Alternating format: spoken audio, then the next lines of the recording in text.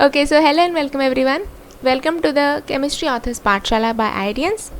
Well, if you don't know me, I am Sampriti Myra, a second year undergraduate, currently pursuing BS Chemistry at IIT Kharagpur under the Chemistry Department.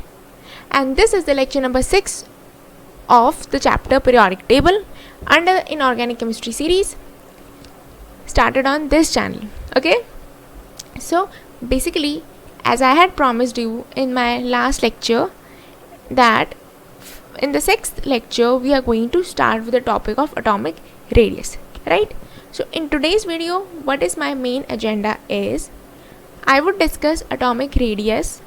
Atomic radius में जो भी आपके types आते हैं, variations आते हैं, all that kind of ionic radius, cation का radius and stuff like that. And also I'll be taking a lot of questions, a lot of examples. Well, in my last lecture, lecture number 5, some of you had sent me some of the questions to be taken up for lecture number 6. Basically, some students had sent me questions related to the topic of atomic radius, like उनके DBP वगैरह coaching sheets में से they had sent me some questions and I have taken up those questions, right? तो आज के lecture में हम जो भी क्वेश्चन सॉल्व करने वाले हैं, those are going to be like a lot of conceptual questions plus आप लोगों के भेजे हुए questions. Okay, so let's get started.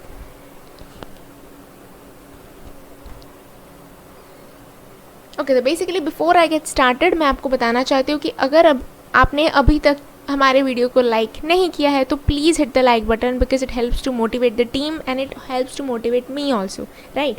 And also if you haven't subscribed to our channel yet, please visit the channel page and channel page पे जाके please hit the subscribe button so that you guys don't miss any of the important updates. Okay, also please hit the like button also next to it so that आपको जैसे ही video upload हो you get instant notifications, right? So you're always in the loop. One more thing, when you visit the channel page, do click the website button क्योंकि website button पे जाके you will get to see this. तो इसमें हमारे channel से related सब कुछ है, even about our latest inorganic book and stuff like that. Please do visit it, okay? And also one more thing that's extremely important is यहाँ पे हमारे चैनल पे playlist section पे जाओ and playlist section पे you would find that 2 chapters are running parallelly right now. The periodic table वाला chapter is being taken up by me, Sampriti Myra, and the chemical bonding वाला chapter is also being run parallelly and those lectures are being taken by my father Samir Myra. Okay, so as you can see अभी तक 2 lectures have been already uploaded. आप लोगों के questions भी उनमें लिए हुए हैं, so please don't forget to check out the playlist section. Okay, so चलो let's move further with today's lecture. तो basically atomic radius, what do you think is atomic radius? पहले खुद से सोचो.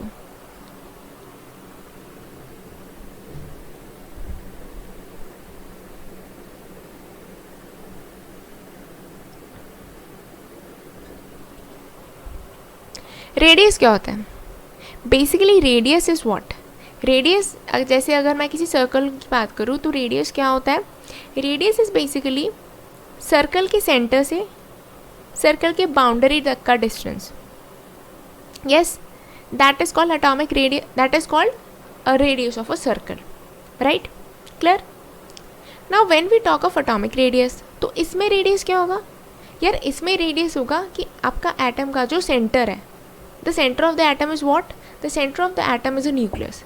तो न्यूक्लियस से आउटर शेल तक का जो डिस्टेंस है, that is going to be your atomic radius.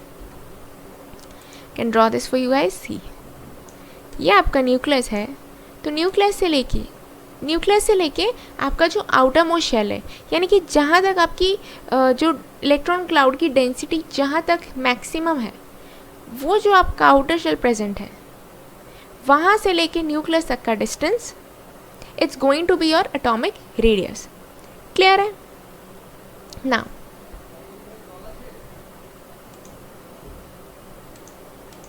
okay, so now that the definition of atomic radius is clear to you guys, let's move to the next step, next thing, that is कि आपका जो atomic radius होता है ना, उसका accurate या exact measurement is not really possible because first is कि आपका atom जो होता है, atom, if you talk about an atom, it's extremely small, जिसकी वजह से आपके जो precise measurements हैं वो बहुत बार एकदम प्रिसाइसली पॉसिबल नहीं हो पाते हैं, ठीक है. एंड सेकेंड इज कि आपको एटम का रेडियस मेजर करने के लिए you have to obtain the atom in its isolated form, right. तो कई बार एटम को उसके आइसोलेटेड फॉर्म में ऑब्टेन करना थोड़ा सा डिफ़िकल्ट हो जाता है. एज अ रिज़ल्ट हम कई बार एग्जैक्टली नहीं मेजर कर पाते एटॉमिक रेडियस को. Clear. But then we do have methods like X-ray diffraction and spectroscopy and more modern methods जिससे हम एक estimate लगा पाते हैं of the size of the atom. Clear है? Now the thing is, आपका जो atomic radius होता है ना, it depends on the type of chemical bonds between the atoms in the molecule. And on the basis of the type of chemical bond, we can actually हम atomic radius के भी different classifications कर सकते हैं. तो उन चारों classifications को we are going to take individually and we are going to study them in detail. तो बने रहिए till the end of the video so that कि आपका ये टॉपिक एकदम क्लियर हो जाए. And one more thing, spoiler alert, the thing is आज के लेक्चर में I am also going to cover the lanthanide contraction. So that is a extremely important topic. तो अगर आपको उसके बारे में जानना है तो प्लीज़ बने रहिए एंड तक, ओके. तो having said that, let's see the 4 types of radius are covalent radius, ionic radius, metallic radius and van der Waals radius. Let's start. Okay, so let's start with the covalent radius first. Okay, see, covalent bond. Now I hope you know about covalent bond, and even if you don't know, please go and watch my the lectures of chemical bonding by my father Sameer Maira. There he has covered different types of bonds. तो वहाँ पे आप bonds के type के बारे में you can study. Again you can go to the playlist section of the channel and you can definitely watch his lectures. Those are highly recommended. Okay. Okay. तो basically जो आपका क्या कहते हैं, जो आपका covalent bond होता है, what is a covalent bond? Covalent bond होता है 2 एटम्स के बीच में, राइट, 2 एलिमेंट्स के बीच में होता है, right. And in that there is a overlapping. तो 2 एलिमेंट्स के atoms will come together and they will overlap, and because of that overlapping आपकी जो ऑर्बिटल्स, बेसिकली आपके एटम ओवरलैप होने से क्या मतलब है, एटम के ओवरलैपिंग से we mean basically on atomic level we mean कि उनके ऑर्बिटल्स का ओवरलैपिंग हो रहा है. तो उनके जो ऑर्बिटल्स का ओवरलैपिंग हो रहा है ना, बिकॉज ऑफ दैट ओनली आपका ये कोवेलेंट रेडियस का डेफिनेशन वही से आता है. सो आपका जो कोवेलेंट रेडियस का डेफिनेशन है, that comes from the fact that similar atoms, और इन जनरल एटम्स ऑल्सो यार, when atoms are bonded together by a single covalent bond by the orbitals overlapping. तो एटम्स में जो आपका ऑर्बिटल्स का overlapping होता है ना, उसकी वजह से आपका जो कोवेलेंट रेडियस है वो उसके एक्चुअल 2 एटम्स के बीच में इंटर न्यूक्लियर जो डिस्टेंस या इंटर न्यूक्लियर जो सेपरेशन होता है वो डिक्रीज हो जाता है due to the overlapping between the 2 atoms. Clear. For instance, you can see the diagram which I have drawn. You can see the diagram which is on the slide. तो अगर आप इस डायग्राम को ध्यान से देखोगे, you would realize कि यहाँ पे जो आपके 2 एटम्स हैं, इन दोनों के बीच में जो 2 सेंटर्स हैं, the 2 pink colored nuclei, these are the nuclei of the 2 atoms, और they are having an overlapping spot. इनके बीच में there is a overlapping, right? दिख रहा है वो तो. अच्छा, इन दोनों के न्यूक्लियस टू न्यूक्लियस जो डिस्टेंस होता है ना, उसको मैंने डी से मार्क किया है. And the distance between 2 nuclei of bonded atoms is known as internuclear distance. तो ये d बेसिकली आपका इंटरन्यूक्लियर डिस्टेंस है एंड ये जो आपका रेडियस है. Then what is the covalent radius you would ask. तो कोवेलेंट रेडियस बेसिकली क्या होता है, ये जो आपने डिस्टेंस देखा ना, ये जो आपने डिस्टेंस देखा, अब जस्ट अ सेकेंड, ये जो आपने डिस्टेंस देखा है d, अगर मैं ये जो ओवरलैपिंग जहाँ पे हो रहा है ना, वहाँ पे मैं एक लाइन खींच दूँ on the half of it. See यहाँ पे एक चीज़ है, there is a catch that I am talking of similar atoms. तो अगर सिमिलर एटम्स होगा तो उनके बीच में उनका इलेक्ट्रोनेगेटिविटी भी सिमिलर होगा. तो both of them will attract each other और बोथ ऑफ देम का overlapping will be to the same extent. दोनों का सेम कॉन्ट्रीब्यूशन होगा in the overlapping. Why? Because they are similar atoms.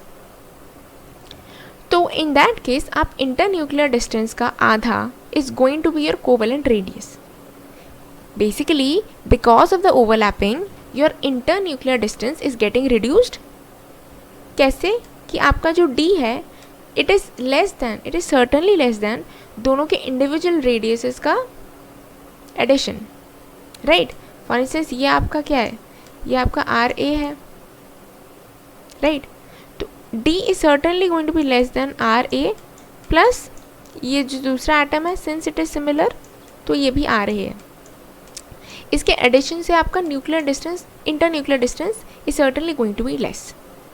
तो यहाँ पे ये जो डिस्टेंस है ना, I hope you can see in the diagram, मतलब इंटरन्यूक्लियर डिस्टेंस का आधा, half of the internuclear distance it's going to be a covalent radius. Clear clear clear. So I hope this thing is clear to you guys. Clear है. So if this thing is clear to you guys then I hope we can move to the next concept. So now as I said you, आपका covalent radius can be different. मतलब you know this can be of two types. Now how come two types? See the two types in this sense कि आपके atoms कैसे हैं, you know उनमें electronegativity difference कितना है. Are they similar atoms और are they dissimilar atoms. अगर dissimilar है तो कितना डिफरेंस है बिटवीन द इलेक्ट्रोनेगेटिविटी, कौन किसको किस एक्सटेंट तक यू नो अट्रैक्ट कर रहा है, किसका ओवरलैपिंग में कॉन्ट्रीब्यूशन कितना है. तो these all facts or these all variations when they come in, तब हम कोवेलेंट रेडियस का भी अंदर डिफरेंट क्लासिफिकेशन कर लेते हैं. क्लियर है. Clear clear. तो first type is if it is homonuclear and second if it is heteronuclear. Now what is meant by homonuclear या homo atomic you can say. See homo means same and atoms means obviously atom. तो homo atomic मतलब दो same atoms हैं. अगर for instance if it is a A2 type molecule, A2 type बोले तो H2 या F2 या may be oxygen molecule O2. तो these are made up of only single type of atoms. You know they are made up of only same type of atoms. जैसे H2 में सिर्फ hydrogen ही है, दो hydrogen. So two atoms of same type और two same atoms. तो इसमें क्या हो रहा है बेसिकली, जैसे एक हाइड्रोजन एटम और एक और हाइड्रोजन एटम ने अगर बॉन्ड बनाया तो there would be some overlapping between them. So this is basically covalent bond. Clear है.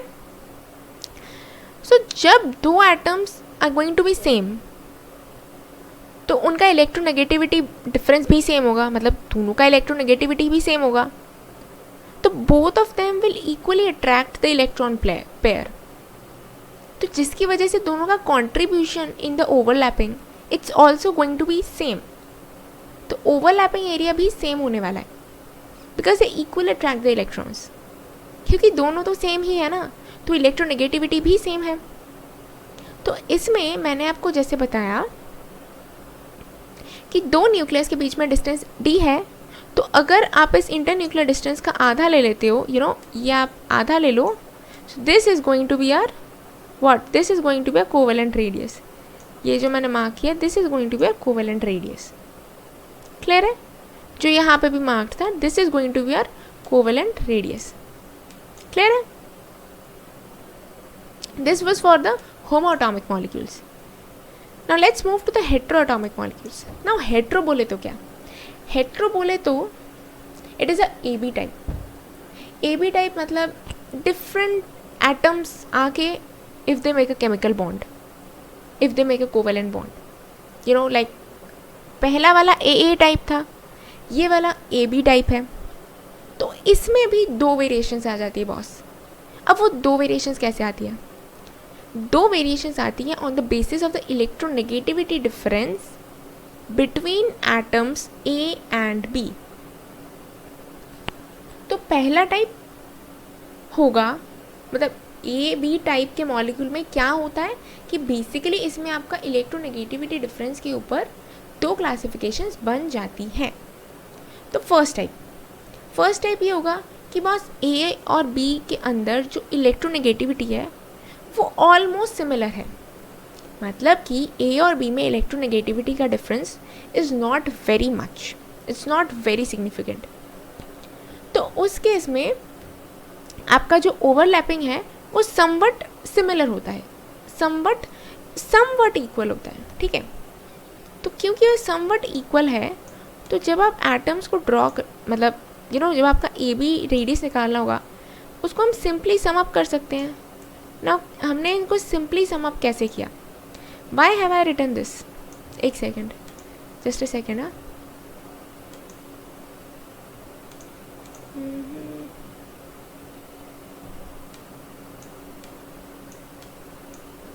बड़ी अजीब बात है यार, ये क्या हो रहा है?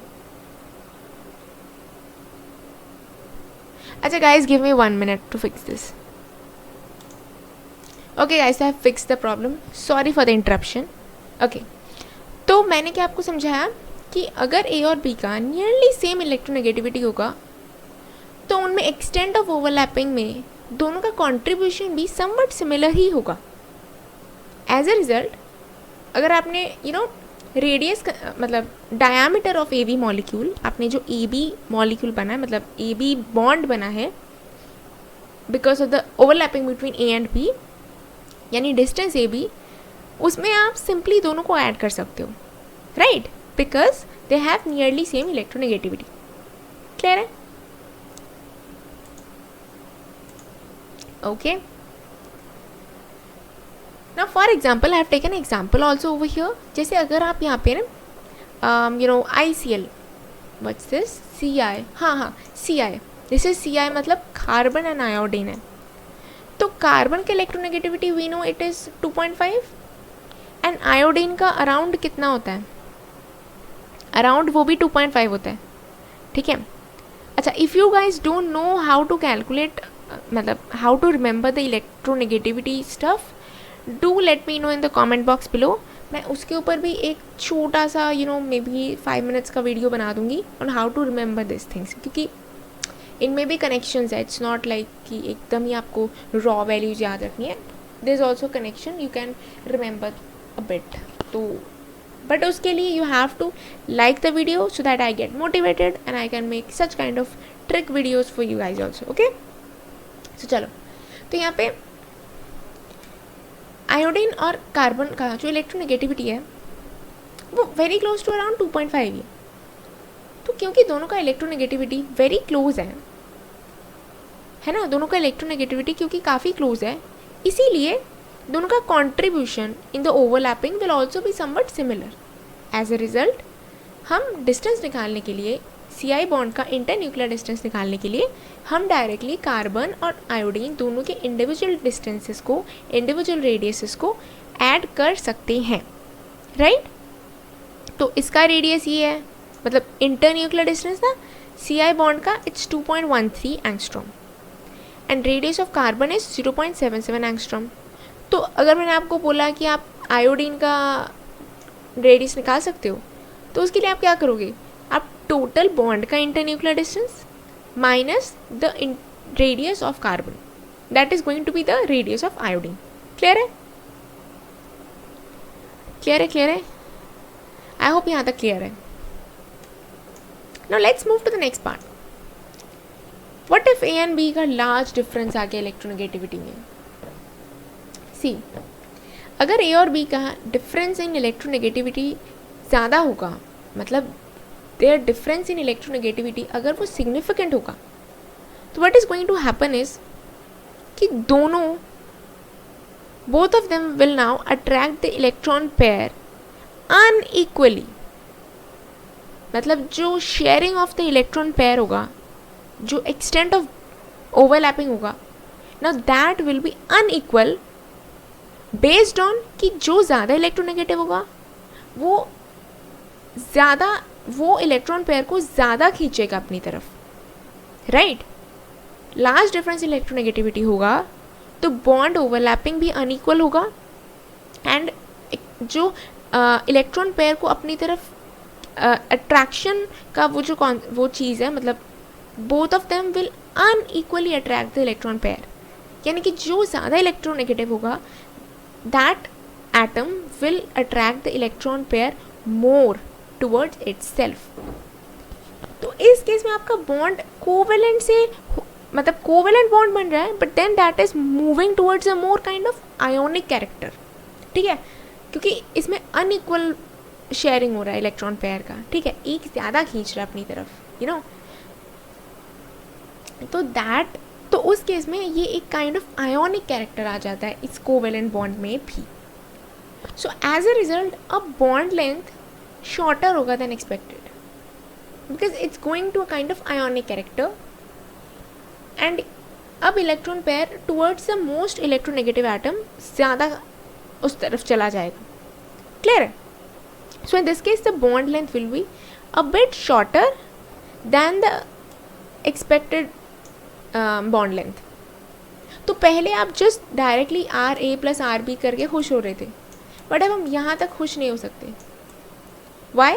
बिकॉज अब आपका ये जो डिस्टेंस है ना, वहाँ से बॉन्ड थोड़ा छोटा हो गया. And the thing which you have to subtract from this addition of the two radius is minus 0.9 xa minus xb. अब बोले तो xa xb क्या है?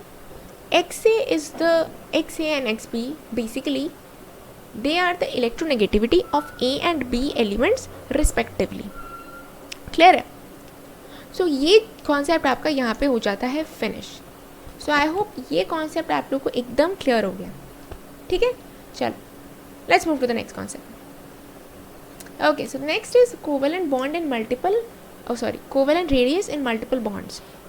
मल्टीपल बॉन्ड्स बोले तो जैसे अभी तक तो आपने सिंगल बॉन्ड ही पढ़ा है, बट मल्टीपल बॉन्ड यानी कि डबल बॉन्ड आ गया, ट्रिपल बॉन्ड आ गया, ठीक है. मैक्सिमम ट्रिपल बॉन्ड होता है. तो होता यूँ है कि आपके जैसे जैसे नंबर ऑफ बॉन्ड्स बढ़ते हैं ना, वैसे वैसे स्टेबिलिटी बढ़ती है और दोनों एटम्स के बीच में दोस्ती बढ़ती है. You know you can understand like this कि जैसे जैसे आपका बॉन्डिंग बढ़ता है, फॉर इंस्टेंस पहले you just met with your roommate. For instance roommate छोड़ो, थोड़ा इमेजिन करना मुश्किल है. मे बी स्कूल में on the first day you met with a classmate and बहुत अच्छी दोस्ती हो गई, बट वो दोस्ती एक सिंगल बॉन्ड की तरह है. You just have a single bond common among your selves कि आप दोनों क्लासमेट्स हो. उसके बाद मान लो ये जैसे आप दोनों क्लासमेट हो तो वो आपके बीच में एक कॉमन चीज़ आ गई ऑफ शेयरिंग, तो वो एक सिंगल बॉन्ड बन गया कि आप दोनों क्लासमेट्स हो. क्लियर है?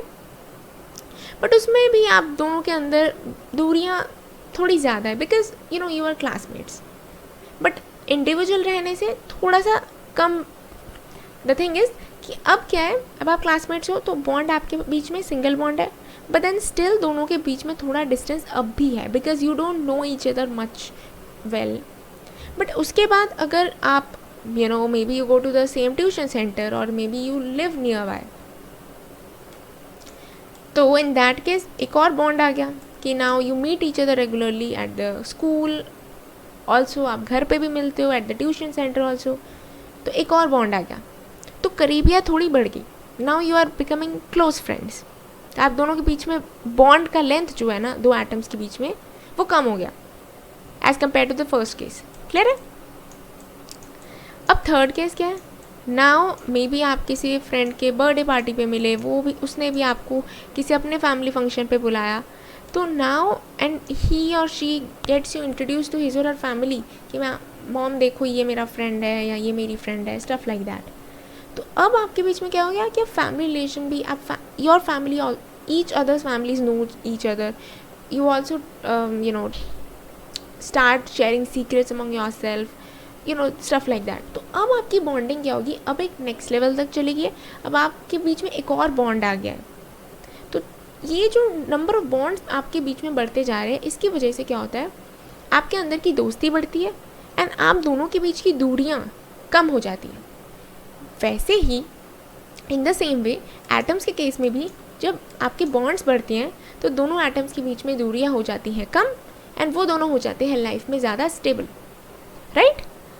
सो that is a whole explanation of this stuff कि जैसे जैसे आपके मल्टीपल बॉन्ड्स आते हैं वैसे वैसे आपका बॉन्ड लेंथ शॉर्टन होता जाता है. Clear?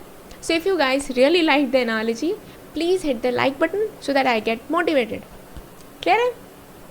And don't forget to hit the subscribe button, okay? So that you don't miss any updates. Okay. Okay, so इसमें जो variation of radius in a period वाला concept है, this we guys had already discussed in my lecture number 2, I guess. In my lecture number 2, yeah. In my lecture number 2, I had discussed about this thing. तो ये आप वहाँ से पढ़ लेना. यहाँ पे बेसिकली मेरा इस स्लाइड को लेने का मेन मुद्दा ये था कि I wanted to discuss this anomalous behaviour in the second period. तो एनॉमलस बिहेवियर है क्या सेकेंड पीरियड में? देखो, एनॉमलस बिहेवियर ये है. अच्छा, क्या आपको variation of radius in a period याद है? कितनों को याद है? अच्छा, जितने बच्चों को याद है उतने बच्चे will hit the like button so that मुझे पता चल जाए कि हाँ इतने बच्चों को पता है. क्लियर है? तो बेसिकली हमें पता है कि when we go from left to right in a radius, sorry मैं क्या बोल रही हूँ, sorry when we move from left to right in a period क्या होता है, जेड इफेक्टिव बढ़ता है एंड रेडियस डिक्रीजेस. तो अगर मैं आपको बोलूँ कि यू नो व्हाट, आपका सेकेंड पीरियड की बात चल रही है, this anomaly is there in second period. मान लो नाइट्रोजन है एंड ऑक्सीजन है. Now oxygen is in group 16 and nitrogen is in group 15. तो according to our rule होना ये चाहिए कि आपका radius of oxygen should be less than radius of, मतलब I am talking of radius,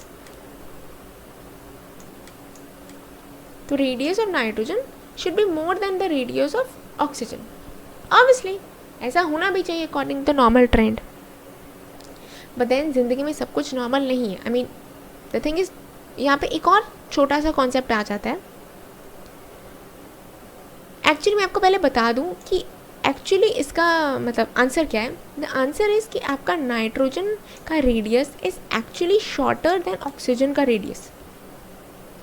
but boss ये क्यों? आई मीन नाइट्रोजन का रेडियस ऑक्सीजन के रेडियस से कम क्यों होता है? अच्छा, before I before I explain you the reason, आपको एक और चीज़ पता होना चाहिए दैट ये जो decrease in radius of nitrogen है ना, वो बहुत ज़्यादा नहीं है. मतलब दोनों के रेडियस का डिफरेंस स्लाइटली है. मतलब एक्सेप्शन का मतलब ये नहीं कि एकदम बहुत ज़्यादा डिफरेंस है, नो, नॉट लाइक दैट, बस थोड़ा सा डिफरेंस है. बट यार थोड़ा सा भी डिफरेंस हो, वी आर साइंटिस्ट्स यार, हमें पता होना चाहिए कि क्यों डिफरेंस है. वो थोड़ा सा ही हो, वो थोड़ा सा ही क्यों ना हो, हम उस थोड़े से को भी नहीं छोड़ने वाले, क्योंकि हम इस चैनल में पूरा सिलेबस कंप्लीट करने वाले हैं. एनीवे, तो बेसिकली होता क्या है, आपका जो नाइट्रोजन है, if you right the electronic configuration of nitrogen, तो इसका जो 2p शेल होता है ना, उसमें होता है 2p3. 2p3 यानी it is half filled.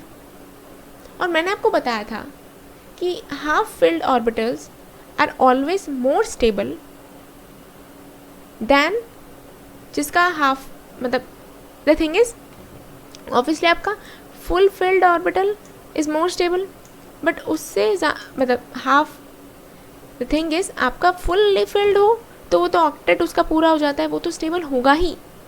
But half filled भी हो तब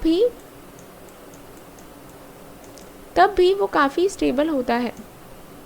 तो आपका फुल इज़ मोर स्टेबल, उसके बाद हाफ फिल्ड, उसके बाद इनकम्प्लीट. मतलब इनकम्प्लीट तो obviously that is not stable, but incomplete orbital होने से ज़्यादा हाफ फिल्ड हो तो उसकी स्टेबिलिटी ज़्यादा होती है.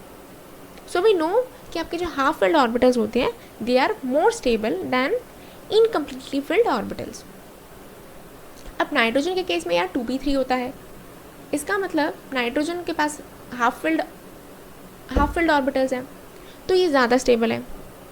ऑल्सो अब इसके पास हाफ फिल्ड है, ज़्यादा स्टेबल है. ऑल्सो वन मोर थिंग कि यहाँ पे कोई इंटर आयनिक रिपल्शन नहीं होता है with in the electrons of nitrogen, जिसकी वजह से नाइट्रोजन की स्टेबिलिटी काफ़ी ज़्यादा रहती है. And because of the absence of inter ionic repulsion nitrogen का जो रेडियस है वो छोटा होता है क्योंकि इंटर आयनिक रिपल्शन भी नहीं हो रहा है because it is stable. Whereas अब आप बात करो जब ऑक्सीजन की, तो ऑक्सीजन में फुल्ली फिल्ड नहीं होता है. फुल्ली फिल्ड नहीं होता है तो ये स्टेबल भी नहीं होता है. तो एज अ रिजल्ट आपका इंटर आयनिक रिपल्शन अपना खेल दिखाता है. And when inter ionic repulsion takes place, अब आप सोचो ना दोनों के, अब आप सोचो आपके और आपके दोस्त के बीच में अगर लड़ाई हुई, दोनों में मारपीट हुई, तो आप दोनों के बीच की दूरियां बढ़ जाएंगी.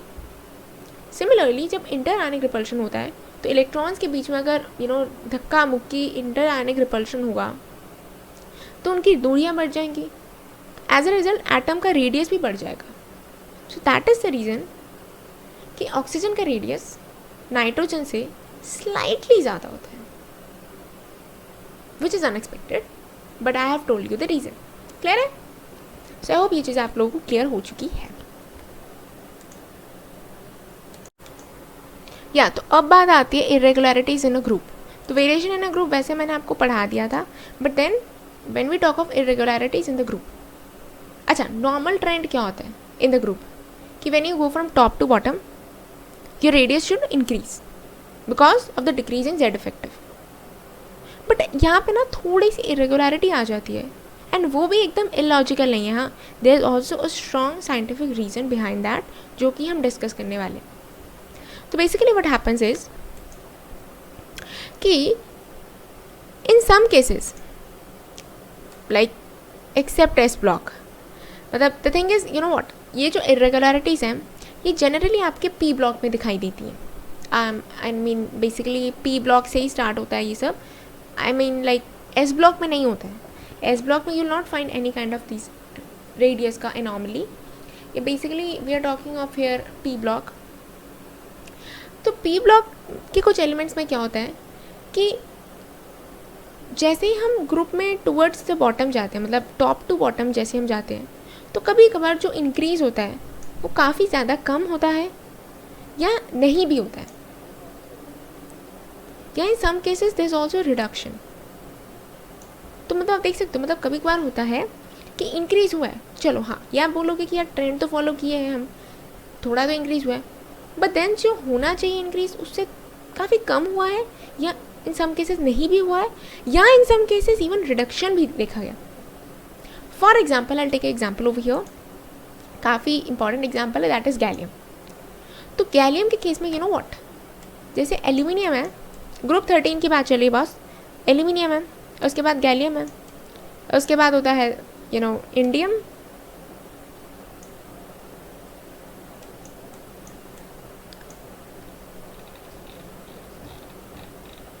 एक सेकेंड, वैसे मैंने वो कवर कर दिया था ना. हाँ ठीक है, आई थॉट आई स्किप्ड, नहीं ठीक है. तो आपका एल्यूमिनियम, गैलियम, इंडियम, थैलियम ऐसे ही होता है. अच्छा, तो एक्सपेक्टेशन के हिसाब से क्या होनी चाहिए? एक्सपेक्टेशन के हिसाब से तो ये होना चाहिए बॉस कि एल्यूमिनियम के बाद गैलियम का रेडियस बड़ा होना चाहिए. मतलब गैलियम का radius should be actually bigger than aluminium. Aluminium कौन से पीरियड में है? 3rd पीरियड में. गैलियम कौन से पीरियड में है? 4th पीरियड में. यहाँ पे द थिंग इज एक्चुअली देखा गया है कि एल्यूमिनियम का रेडियस या गैलियम का radius is actually smaller, slightly smaller than aluminium. But ये तो एकदम हो ही नहीं सकता. मतलब ये कैसे हो गया कि गैलियम का रेडियस कम हो गया एल्यूमिनियम से?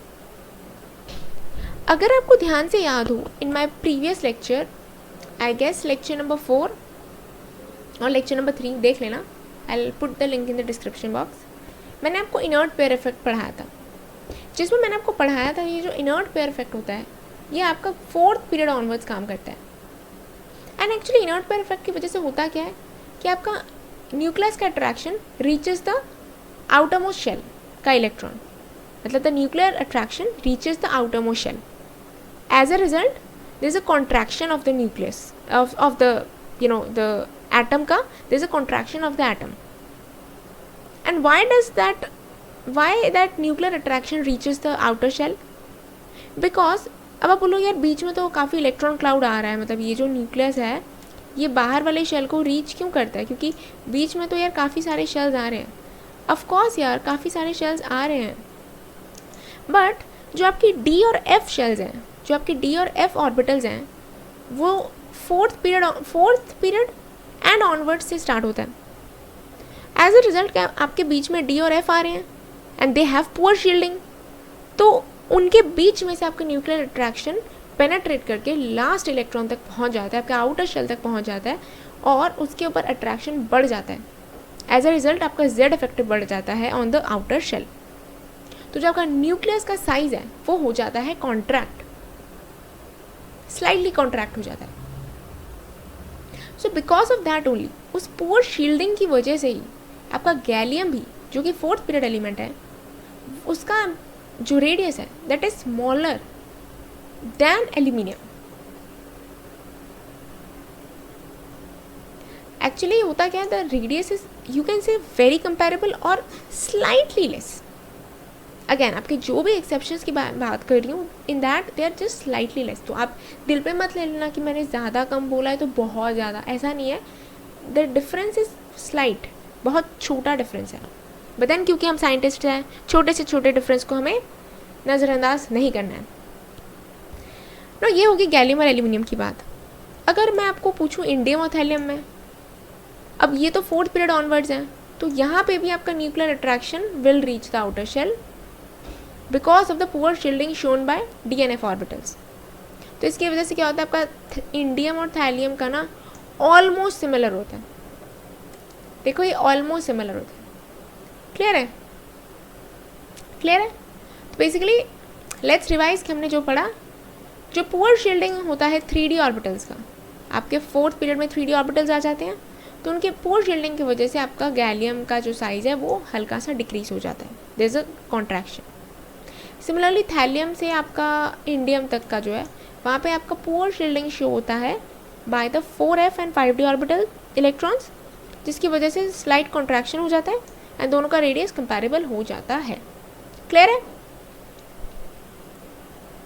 Okay, so now let's come to the radius of the zero और द इनर्ट गैस एलिमेंट्स। अच्छा देखो, मैंने आपको बोला था कि आपका जो इनर्ट गैस यानी जो नोबल गैस एलिमेंट्स होते हैं, जो 18th ग्रुप में आते हैं, they don't form chemical bonds.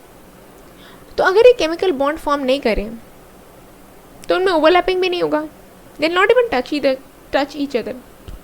Gases में आपको तो पता ही है एटम्स कितने दूर दूर रहते हैं, तो मान लो इतने दूर दूर है एटम्स, तो इनमें ओवरलैपिंग वगैरह तो हो ही नहीं रहा है। तो एज अ रिजल्ट ओवरलैपिंग क्योंकि नहीं होता है, अच्छा ओवरलैपिंग क्यों नहीं होता है, क्योंकि ये खुद है सेल्फ सफिशिएंट, लाइफ में है खुश, तो इन्हें किसी के साथ केमिकल बॉन्ड करने की ज़रूरत नहीं पड़ती है अंडर नॉर्मल कंडीशंस। बट अगर सर्टन केमिकल कंडीशंस के अंदर आपके xenon and krypton do react and they do form bonds, but वो काफ़ी स्पेशल कंडीशंस में होते हैं। ठीक है, right now I am talking of normal conditions. तो उस केस में आपके एटम्स हो जाते हैं काफ़ी दूर, इनके बीच में ओवरलैपिंग नहीं होता है, तो एज अ रिजल्ट इनका जो भी रेडियस होगा ना that is going to be always greater than the covalent radius. मतलब दुनिया जहान के जितने भी कोवेलेंट रेडियस होते हैं, जिस भी टाइप का हो, हमने जितने टाइप पढ़े उनमें जितने भी टाइप आप देख लो, अभी बॉन्ड ही नहीं बनाता है, ओवरलैपिंग तो बिल्कुल भी नहीं होता है, गैस स्टेट में दे आर दूर दूर अपार्ट। तो एज अ रिजल्ट इनका radius will always be greater than the covalent radius, right? ठीक है, क्लियर है? सो आई होप आपको ये चीज़ें क्लियर हुई है। तो अब कोवेलेंट रेडियस के साथ we have got acquainted, we have also seen the anomalies of group and period. Now we are going to, and also we have completed the van der Waals radius वाला portion, ठीक है? Don't worry, इसको हम थोड़ा और detail में आगे पढ़ने वाले हैं टुडेज लेक्चर ओनली, तो बने रहिए हमारे साथ। Next let's study about the ionic radius. Ionic radius, ion क्या होता है? आयन होता है इधर प्लस और minus charge. Basically ionic radii और एटॉमिक रेडियाई में ना फ़र्क होता है। How many of you agree? Ionic radii और एटॉमिक रेडियाई में थोड़ा फ़र्क होता है। फ़र्क इतना होता है कि एटॉमिक रेडियाई जो होता है वो हम कंसिडर करते हैं atom when it is in its ground state, but ionic radii हम कंसिडर करते हैं कि जब atom is in its ionic form, मतलब जैसे एटम ने कोई इलेक्ट्रॉन लूज कर दिया या कोई इलेक्ट्रॉन गेन कर लिया, उस केस में आयंस फॉर्म होते हैं ना, तो उनके रेडियस को हम आयनिक रेडिया बोलते हैं। Now remember one thing, ions could be bigger और smaller to their parent atom. अब वो डिपेंड करता है कि एनायन है या कैटायन है, ठीक है। तो होता यूँ है, आप ये सोचो ये एक एटम है, ठीक है। फॉर इंस्टेंस यहाँ पे एग्जाम्पल भी लिया हुआ है, बट चलो मैं आपको वैसे ही समझा देती हूँ। मान लो ये आपका फ्लोरीन है, ठीक है। तो फ्लोरीन, आप ये सोचो, जब आप फ्लोरीन जो है इलेक्ट्रॉन्स को गेन करता है। हाँ, यहाँ पे आप ये देखो कि आपका जो फ्लोरीन होता है ना, फ्लोरीन इज इलेक्ट्रोनेगेटिव एटम, तो ये इलेक्ट्रॉन को गेन करेगा। तो जब इसने इलेक्ट्रॉन को गेन किया तो इट बिकम्स फ्लोरीन से फ्लोरीन माइनस, क्योंकि इसने एक इलेक्ट्रॉन गेन किया है। तो अब जब इसने एक चीज़ गेन किया है, मान लो इसने कुछ खा लिया, तो इसका साइज़ बढ़ गया, तो एनायन का साइज़ ऑब्वियसली बढ़ जाएगा, क्योंकि उसने एक्स्ट्रा खाना खा लिया, उसने एक्स्ट्रा इलेक्ट्रॉन ले लिया, राइट। बट जो बेचारा लिथियम है, उसने तो एक इलेक्ट्रॉन दे दिया, मतलब उसने अपने हिस्से का खाना दे दिया, तो अब वो वीक हो गया, वो दुबला हो गया, now he has become thin, तो इसलिए कैटायन का साइज़ हो गया कम। मतलब this is a funny way to remember it, but I will also tell you कि एक्चुअली ऐसा क्यों होता है। तो बेसिकली आप ये ध्यान रखना कि cation is always smaller than it's parent atom. Parent atom बोले तो जिस एटम से वो बना है, जिस न्यूट्रल एटम से वो बना है। जैसे लिथियम प्लस के केस में lithium is going to be your parent atom, an ion is always larger than the atom from which it is formed. ठीक है, क्लियर है? अच्छा, वन मोर थिंग, आपके जो एनायंस होते हैं ना, तो एनायंस में जो आयनिक रेडियस होता है वो कुछ डिफरेंट फैक्टर्स की वजह से डिफर कर जाता है, क्योंकि यू नो लाइक कभी कभार like coordination number, spin state वगैरह वगैरह एंड अदर पैरामीटर्स की वजह से कभी कभार थोड़ा बहुत यू नो डिफरेंसेस हो सकते हैं। बट देन हम जब यहाँ कंसिडर करें इनके आयनिक रेडियसेस को, we are considering the ions to be very close to the ground state. ठीक है, ओके। तो चलो हम एक एक करके देखते हैं कैटायनिक रेडियस को और एनायनिक रेडियस को। क्लियर है? तो बेसिकली जब एक न्यूट्रल गैसियस एटम अपने इलेक्ट्रॉन को लूज करता है, इट फॉर्म्स अ कैटायन, पता है हमको। अच्छा, अब आप ध्यान से देखो, ये एक मैं एक एग्जांपल कंसिडर कर लेती हूँ। फॉर इंस्टेंस लिथियम है, ठीक है। लिथियम का एटॉमिक नंबर कितना होता है? 3 होता है, राइट। तो इसमें इलेक्ट्रॉन कितने हैं? 3 है in the ground state. Proton कितने हैं? वो भी 3 है। बट अगर मैंने लिथियम प्लस कंसिडर कर लिया, लिथियम प्लस मतलब इसने एक इलेक्ट्रॉन लूज किया है, बट प्रोटॉन तो भाई अब भी 3 ही है। इलेक्ट्रॉन कितना हो गया? एक सेकेंड रुक जाओ। हाँ, ये आपका प्रोटॉन है, ये आपका इलेक्ट्रॉन। हाँ, और इलेक्ट्रॉन कितना हो गया? अब 3 - 1 मतलब 2 हो गया। तो अब आप जेड इफेक्टिव अगर कैलकुलेट करते हो, अच्छा जेड इफेक्टिव कैसे कैलकुलेट करते हैं? जेड इफेक्टिव बेसिकली होता है आपका Z/E। अच्छा, जेड क्या होता है? जेड इज एटॉमिक नंबर या बेसिकली प्रोटॉन नंबर। तो अगर लिथियम का ग्राउंड स्टेट आप कंसिडर करो, यहाँ पे आपका जेड इफेक्टिव क्या होगा? जेड इफेक्टिव भाई 1 होगा, कि 3/3 है। यहाँ पे जेड इफेक्टिव कैलकुलेट करना, सी एकदम थिंग्स आर लॉजिकल, कुछ याद रखने की जरूरत नहीं है। यहाँ पे क्या होगा? जेड क्या है? Proton number, so which is 3 divided by this is electron. Electron कितना है? 2, सो दिस इज 1.5। तो आप देख सकते हो जब ये लिथियम जैसे ही लिथियम आपके कैटायन स्टेट में चला गया तो इसका जेड इफेक्टिव बढ़ गया। अब जेड इफेक्टिव बढ़ जाएगा, न्यूक्लियस का पावर बढ़ गया, न्यूक्लियस का जेड इफेक्टिव बढ़ गया, तो ऑब्वियसली ना अट्रैक्शन बढ़ गया। Now electrons will feel the attraction from the nucleus and electrons will come closer to the nucleus and there will be a contraction of the atom. Atomic radius, जो ionic radius है वो घट जाएगा, that will become contracted. Clear है? अब ये तो बात हुई Z effective बढ़ने की ना, Z effective got increased. Also, if we have studied about shielding effect, which I have already made one of the lectures, please उसको जाके देख लेना. Shielding effect में क्या हो रहा है? Shielding effect में अगर आप देखो, आपने एक इलेक्ट्रॉन लूज कर दिया तो वो इलेक्ट्रॉन अब बाकी इलेक्ट्रॉन को न्यूक्लियस से शील्ड करने में कंट्रीब्यूट नहीं कर रहा है, वो रिपल्शन में भी कंट्रीब्यूट नहीं कर रहा है। तो एज अ रिजल्ट आपके outermost electrons are facing the nucleus का अट्रैक्शन, तो ओवरऑल भी आपका आयन का रेडियस कॉन्ट्रैक्ट होगा because of all these factors. Clear? Clear है? सो आई होप यहाँ तक चीज़ें एकदम क्लियर हो चुकी हैं। So your atomic radius is always greater than your cationic radius because of the reasons I mentioned. The size of cation is always inversely proportional to the magnitude of positive charge. क्योंकि boss देखो, positive charge ज़्यादा होना मतलब ज़्यादा electrons loose किए, ज़्यादा electron loose किए मतलब जेड इफेक्टिव क्या होगा? बढ़ेगा। जेड इफेक्टिव क्यों बढ़ेगा? क्योंकि आपका ये इलेक्ट्रॉन डिक्रीज हो गया, डिनोमिनेटर डिक्रीज होगा तो ओवरऑल जेड इफेक्टिव भी तो डिक्रीज होगा, इंक्रीज होगा, तो न्यूक्लियस का अट्रैक्शन बढ़ेगा, कैटायन का साइज कम होएगा। कूल? क्लियर है?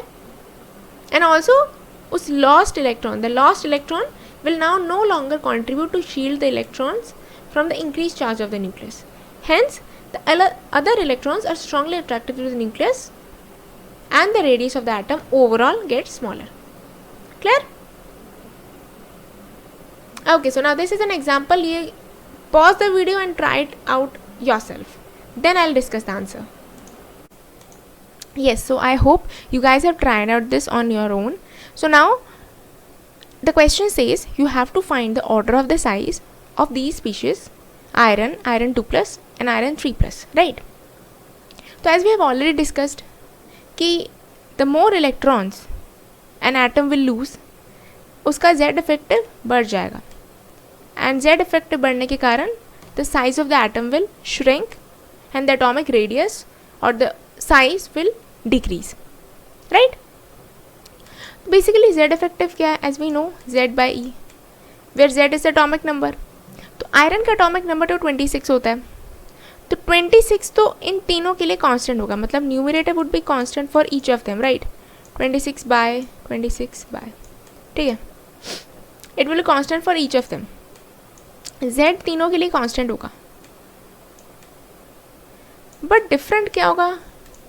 आपके नंबर ऑफ इलेक्ट्रॉन्स, आपका E डिफरेंट होगा।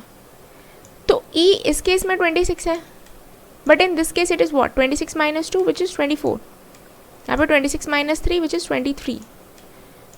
सो यहाँ पे आप देख सकते हो, यहाँ पे the Z effective is greater and ऐसे ही, so this should be the order of the size. So the conclusion is कि जैसे जैसे आपका नंबर ऑफ इलेक्ट्रॉन्स, जैसे जैसे the nuclear charge increases, your Z effective also increases and the size of the atom decreases. So the answer is कि Fe3+.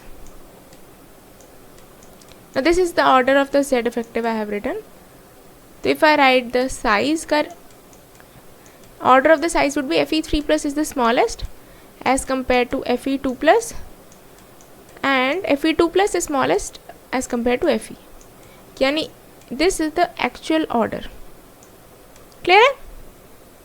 So the iron का size is greater than Fe2+, followed by Fe3+. Clear? Okay. तो basically हमने इसमें क्या किया है? Z effective और Z by E का जो रेशियो होता है, we have compared that order and उसके बेसिस पे हमने साइज का ऑर्डर भी डिसाइड किया है। So I hope that's clear. Now let's move to the next concept. तो हमने अभी तक कैटायनिक रेडियस क्लियर कर लिया, so now let's move to the next concept which is anionic radius. तो एनायनिक रेडियस में क्या होता है? एनायन क्या होता है? When ion gains an electron, it becomes an ion. So now you realize yourself. इस केस में आपका z इफेक्टिव क्या होना चाहिए? प्रैक्टिकली z इफेक्टिव होता है z बाई, एंड आपका एटॉमिक नंबर तो सेम ही रहता है, मतलब नंबर ऑफ प्रोटॉन्स हमेशा सेम ही रहेंगे.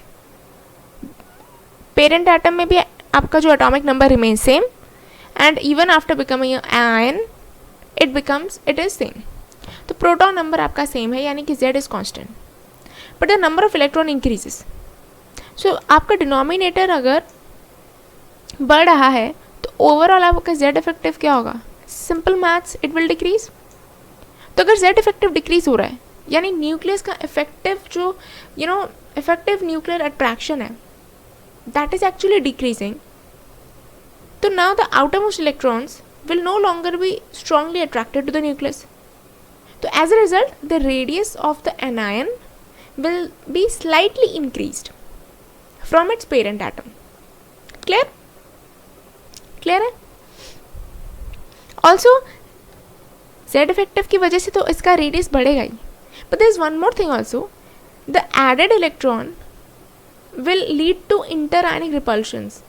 मतलब जितना जितना आपका ये सोचो ना, एक रूम में अगर बंदे बढ़ गए तो उनके बीच में आपस में झगड़ा होगा, स्पेस की कमी होगी, तो there will be repulsion in between the people, right. Similarly अगर आपका नया इलेक्ट्रॉन आया है, that will contribute in the repulsion, in the interionic repulsions, तो जिसकी वजह से स्टेबिलिटी थोड़ी सी डिस्टर्ब होती है, एंड आपका जो रेडियस होता है एटम का वो स्लाइटली इंक्रीज हो जाता है. क्लियर है? So basically what happens is the size of the anion is directly proportional to the magnitude of negative ion. यानी आपका ऑब्वियसली जितना ज़्यादा इलेक्ट्रॉन्स आप गेन करोगे उतना आपका ये डिनोमिनेटर जो है वो बढ़ेगा, एंड z इफेक्टिव घटेगा. z इफेक्टिव घट रहा है तो your size will increase, also number of electrons will increase, तो repulsion will be more, so size will be more, right. So this is directly proportional. And इस case में क्या आपका एनायनिक रेडियस, यानी जो आपका आयोनिक रेडियस है, that is going to be greater as compare to atomic radius. So I hope यहाँ तक ये चीज़ें क्लियर है. दिस ऑल्सो एन एग्जाम्पल कि आपका क्लोरीन माइनस का radius is greater than chlorine का radius, because if you do the z effective वाला calculation yourself, you will realise कि आपका z by E in case of chlorine minus, मैं एक करके दिखा देती हूँ, इसमें प्रोटॉन और इलेक्ट्रॉन को अगर आप कंपेयर करोगे, so you will get this yourself. ठीक है? Okay, so next come to the next concept of isoelectronic radius. Now what is meant by isoelectronic? Well, let's come to the meaning of the word. Isoelectronic means what? Iso means same, electronic means electrons. तो basically हम यहाँ पे उन species की बात करते हैं जिनके नंबर ऑफ इलेक्ट्रॉन्स सेम है, राइट. तो the species having the same number of electrons are said to be isoelectronic. For instance I will give you an example. For instance अगर आप lithium plus, beryllium 2 plus, boron 3 plus इनको देखते हो, तो lithium में कितना होता है इसका एटॉमिक नंबर? 3 होता है. तो लिथियम प्लस यानी इसका नंबर ऑफ इलेक्ट्रॉन्स कितने हो गए? 2 हो गए.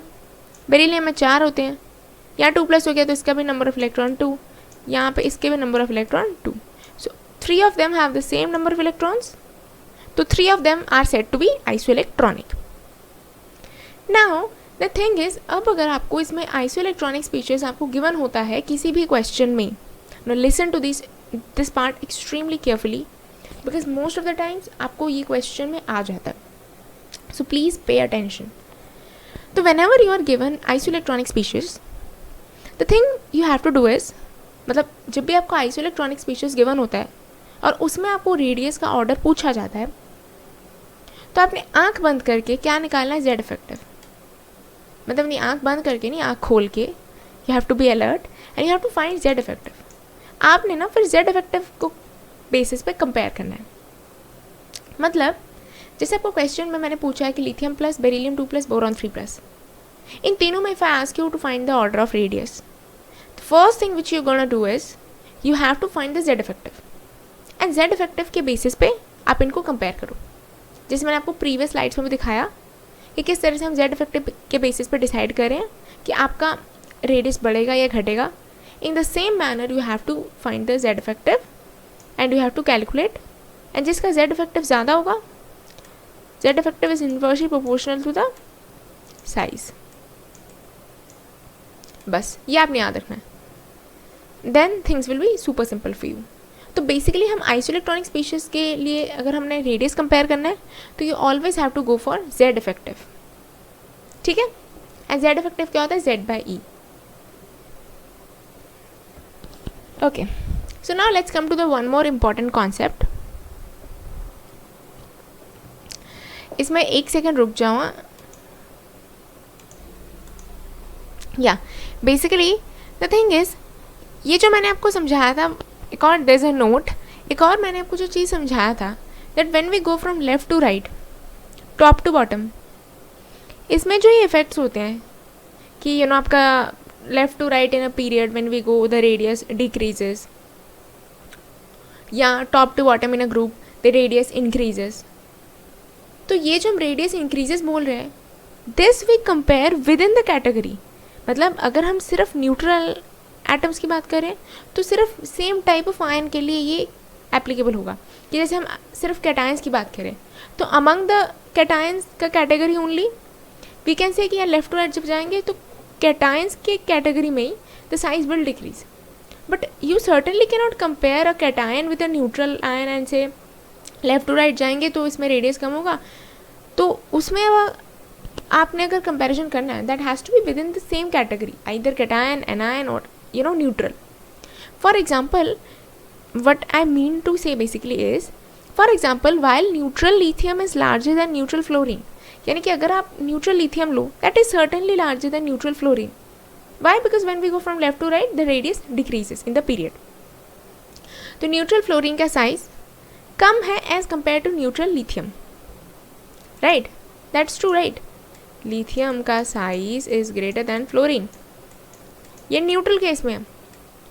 अब if I talk of their ion form, lithium plus और फ्लोरीन माइनस, अब बताओ, अब एनायन का साइज तो बड़ा होगा ना कैटायन से ऑब्वियसली, तो अब fluorine minus ion is of larger radius than lithium plus ion. तो यानी कि जो रेडियस के इफेक्ट्स हैं on going from left to right in a period और going from top to bottom in a group, these are applicable for the within the same category. कि neutral को neutral से compare कर सकते हैं, cation को cation से compare कर सकते हैं, एनायन को एनायन से कंपेयर कर सकते हैं। क्लियर है? So this was one thing I wanted to clear about this. Okay, so now let's come to the next topic of metallic और crystal radius. So basically metallic radius क्या होता है? सी, metallic radius पहले समझने से पहले आपको मेटल लैटिस या क्रिस्टल लैटिस को समझना होगा कि क्रिस्टल लैटिस या मेटल लैटिस होता क्या है, उसमें जो मेटालिक बॉन्ड होता है वो बॉन्ड कैसे क्रिएट होता है, and after we have the metallic bonding, उसके बाद हम समझेंगे मेटालिक रेडियस क्या होता है। ठीक है, तो ये जो पोर्शन है इसमें हम बाद में आएंगे, पहले विजुअलाइज करते हैं।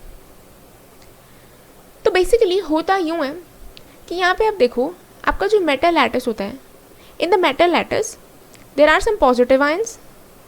पॉजिटिव आयंस एक डेफिनेट स्ट्रक्चर में होते हैं, एंड ये जो इलेक्ट्रॉन्स हैं ये डीलोकलाइज्ड होते हैं, क्योंकि आपको तो पता है कि इलेक्ट्रॉन्स जो होते हैं they never stay in the same position for a long time, there always constantly moving here and there, हमेशा डीलोकलाइज्ड रहते हैं। सो एज अ रिजल्ट किसी ना किसी इंस्टेंट पे these minus ions come very close to the positive ions. As a result उनके बीच में एक अट्रैक्शन, एक इलेक्ट्रोस्टैटिक फोर्स ऑफ अट्रैक्शन शुरू होता है, and because of that electrostatic attraction only when they come close enough, तो उनके बीच में एक काइंड ऑफ एक केमिकल बॉन्ड होता है, एंड बेसिकली वो जो इलेक्ट्रोस्टैटिक फोर्स होता है ना, जो प्लस और माइनस आयन के बीच में there is electrostatic force of attraction, उसी अट्रैक्शन की वजह से आपका एक type of chemical bonding arise होता है जिसको हम मेटालिक बॉन्डिंग कहते हैं, right? So basically what happens is metallic bonding is a type of a chemical bonding जो arise होता है because of the electrostatic force of attraction between the positive metal ions and the negatively charged delocalized electrons which is present in the metal lattice. Clear है? Yes. अब हम इसको visualise करते हैं. ये जो मैंने आपको चीज़ समझाई, आई होप आपको यहाँ पे थोड़ा थोड़ा समझ आ रहा है, राइट? अब हम इसको पूरा विजुलाइज करते हैं सो दैट आपको ये कॉन्सेप्ट एकदम क्लियर हो जाए. ओके तो चलो. अच्छा ये प्ले क्यों नहीं हो रहा है? हाँ अब होगा. अब इसको ज़रा ध्यान से देखना, मैं इसको प्ले कर रही हूँ. सो बेसिकली ये चीज़ क्या है? ये जो आपको ग्रे कलर का दिख रहा है, this is basically a metal lattice. ये जो आपके जो ग्रे कलर के बॉल्स आपको दिख रहे हैं, these are basically metal ions, ठीक है.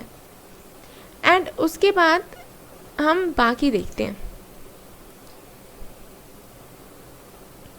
आई होप आप लोगों को दिख रहा है. ये देखो यहाँ पे जस्ट अ सेकेंड ना, यहाँ पे जो आपको ये बीच में ब्लू कलर के ये दिख रहे हैं ना, दीज आर डीलोकलाइज्ड इलेक्ट्रॉन्स. और आप देख सकते हो कि आपके जो मेटल आयंस हैं वो एक डेफिनाइट शेप में, एक डेफिनाइट पैकिंग में पैक्ड है. एंड जो आपके ब्लू कलर के इलेक्ट्रॉन्स हैं वो कॉन्स्टेंटली डीलोकलाइज्ड है एंड वो constantly they are just moving around. And इसके बाद देखते हैं, इसको ध्यान से देखो, बहुत ध्यान से देखो. They are constantly getting delocalised. अब मैंने जूम इन किया, आप देख सकते हो they are constantly getting delocalised.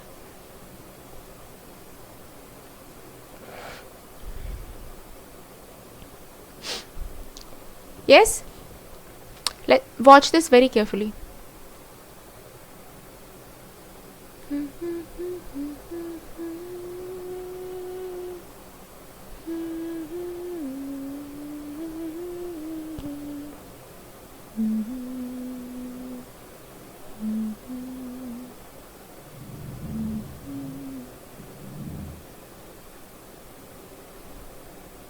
At some instants the electrons are coming very close to the metal ions. आप देख सकते हो, ध्यान से देखना, एक सेकंड रुक जाओ. यस यहाँ पे देखना, यहाँ पे एक चीज़ ध्यान से देखो. ये दो मेटल आयंस थे. This blue electron comes very close to the metal ion. As a result ना एट दिस पॉइंट आपका ये जो ब्लू कलर का इलेक्ट्रॉन है वो इस मेटल आयन के बहुत ज़्यादा करीब आ गया. So as a result, there will be some sort of electrostatic force of attraction between the positive metal ion and the negatively charged electron. तो इस attraction की वजह से जो एक kind of chemical bond बनता है, उसी को हम metallic bonding कहते हैं. That is also written over here, metallic bonding. अब इसको देखो,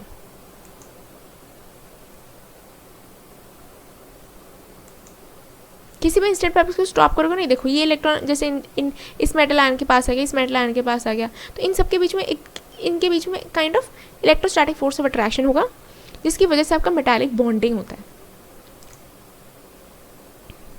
सो बेसिकली यार यू कैन सी आपका जो मेटल आयंस है, basically the metal ions are floating, not floating, you can say the metal ions are present in a sea of electrons. Sea में जैसे पानी बहता रहता है वैसे इलेक्ट्रॉन्स भी बह जा रहे हैं. नाउ नाउ नाउ अब मैं इसको ना स्टॉप करूँगी. Now see this very very carefully. अरे यार, हाँ, now see this electron almost touches this. तो उन दोनों के बीच में एक काइंड ऑफ इलेक्ट्रोस्टैटिक अट्रैक्शन की वजह से this metallic bonding which is created.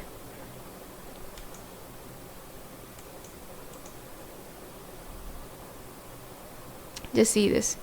हो रहा है कि ना, हो रहा है कि नहीं हो रहा? किसी भी इंस्टेंट पे देख लो, the electrons are touching any of the metallic ions.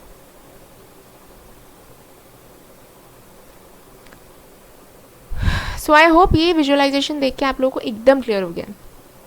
Clear है? तो यार if you like this visualisation, please hit the like button so that it motivates me as well as it motivates our team who are working super hard for you guys. And also don't forget to subscribe to the channel so that you guys don't miss any updates. तो I guess यहाँ से आपको चीज़ें clear हो गई. तो there was a question in your mind कि अच्छा ठीक है मेटालिक बॉन्डिंग तो समझ आ गया, बट मेटालिक बॉन्डिंग से होता क्या, आई मीन मेटालिक बॉन्डिंग का व्हाट आर द इफेक्ट्स, और you can say what are the uses of metallic bonding. Metallic bonding से बेसिकली होता क्या है. तो जो मेटल्स के जो प्रॉपर्टीज़ होती हैं कि metals are extremely strong, they are they have a metallic lustre, they are ductile, malleable, ये जो भी मेटल्स की properties you can think of, ये सारी मेटल की प्रॉपर्टीज़ बेसिकली आती हैं because of the metallic bonding. Yes, basically the thing is, आपका जो ये जो मेटल्स के डिफरेंट क्वालिटीज़ होती हैं कि ये एक और चीज़, if I tell you, you will be able to follow it well. The thing is कि आपका जो ये metals, we say metals are strong, they are the better conductors, they are very good conductors of electricity. वो क्यों होता है? Because of the presence of the free electrons only, right?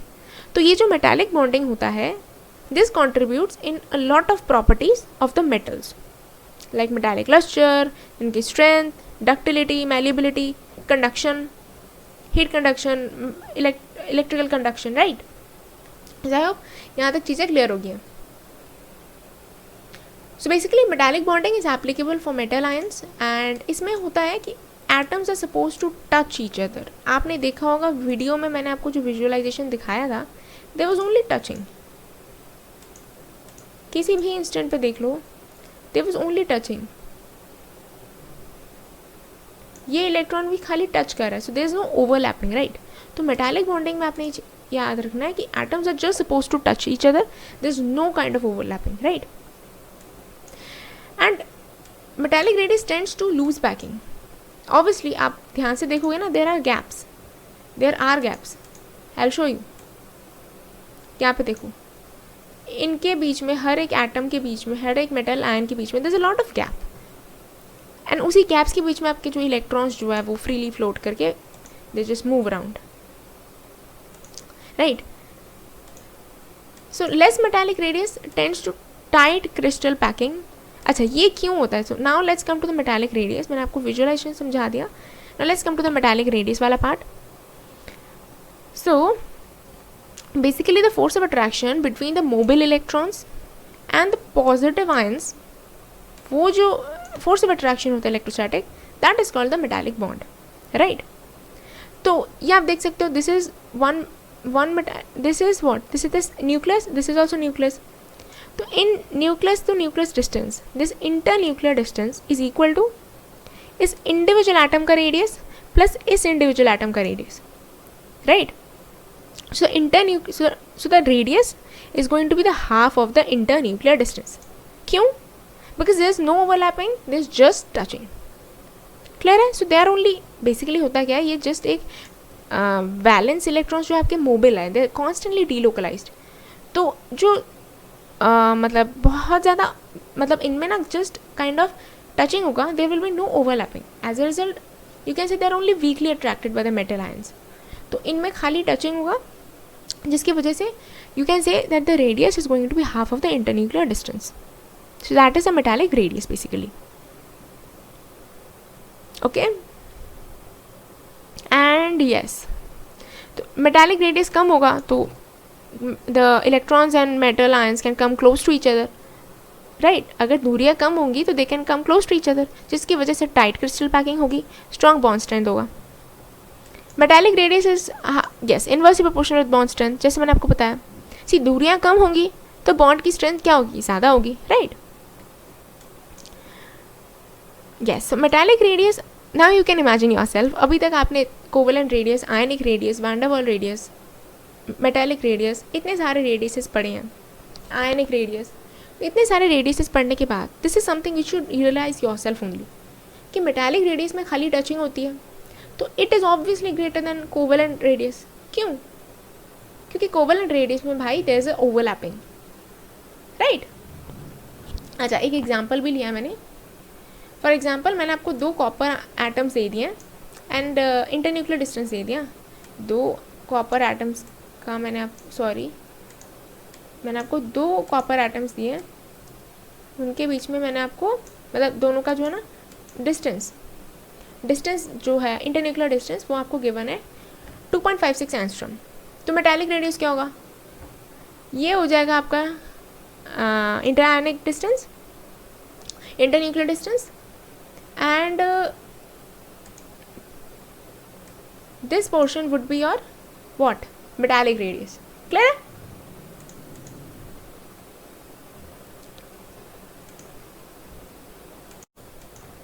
Okay, तो basically अभी तक हमने जितना भी पढ़ा है, let's do a quick recap of that. तो वो क्विक रिकैप के लिए this is the slide for you guys. Okay, तो बेसिकली हमने अभी तक जो पढ़ा है, अभी तक हमने क्या पढ़ा है, we have learned about atomic radius. Atomic radius में आपके डिफरेंट टाइप्स, आपका कोवेलेंट रेडियस, एंड जो आपका एटॉमिक रेडियस हमने पढ़ा उसको ओवरऑल हमने एक ओवरव्यू लिया। And then what we did was कि एटॉमिक रेडियस की भी डिफरेंट कैटेगरीज आ जाती हैं on the basis of the type of chemical bond between the two atoms, right. तो एक होता है जैसे ionic bond, for ionic bond, एक होता है कोवेलेंट बॉन्ड जिसकी वजह से कोवेलेंट रेडियस आता है, मेटालिक बॉन्डिंग से आपका मेटालिक रेडियस आता है, इनर्ट गैसेस के लिए we have the van der Waals radius. These all things we have done till now, right. तो अभी तक हमने यहाँ पे ये जो सारे ट्रेंड्स हैं, ये जो सारे टर्म्स हैं रेडियसेस के, ये हमने डिस्कस कर लिया है। Now this is a quick revision, just bear with me for a little while. इसके बाद we are just a few slides away from lanthanide contraction which is actually a very very important topic. Okay, तो आपका जो covalent radius होता है, sorry हाँ, तो basically आपका जो कोवेलेंट रेडियस होता है उसमें क्या होता है, there is a portion of overlapping, ये पोर्शन ऑफ ओवरलैपिंग आ जाता है, and this D is the internuclear distance.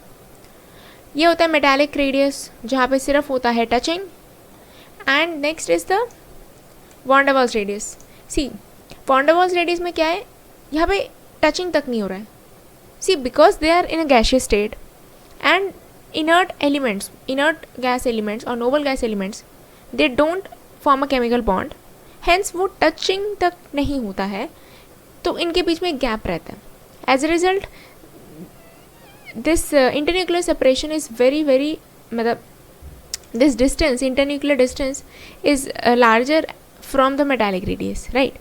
तो हम यहाँ देख सकते हैं कि सबसे ज़्यादा अगर हम कंपेयर करें, सबसे ज़्यादा रेडियस किसका है, तो van der Waals radius has the highest radius, followed by metallic radius and followed by covalent radius, ठीक है।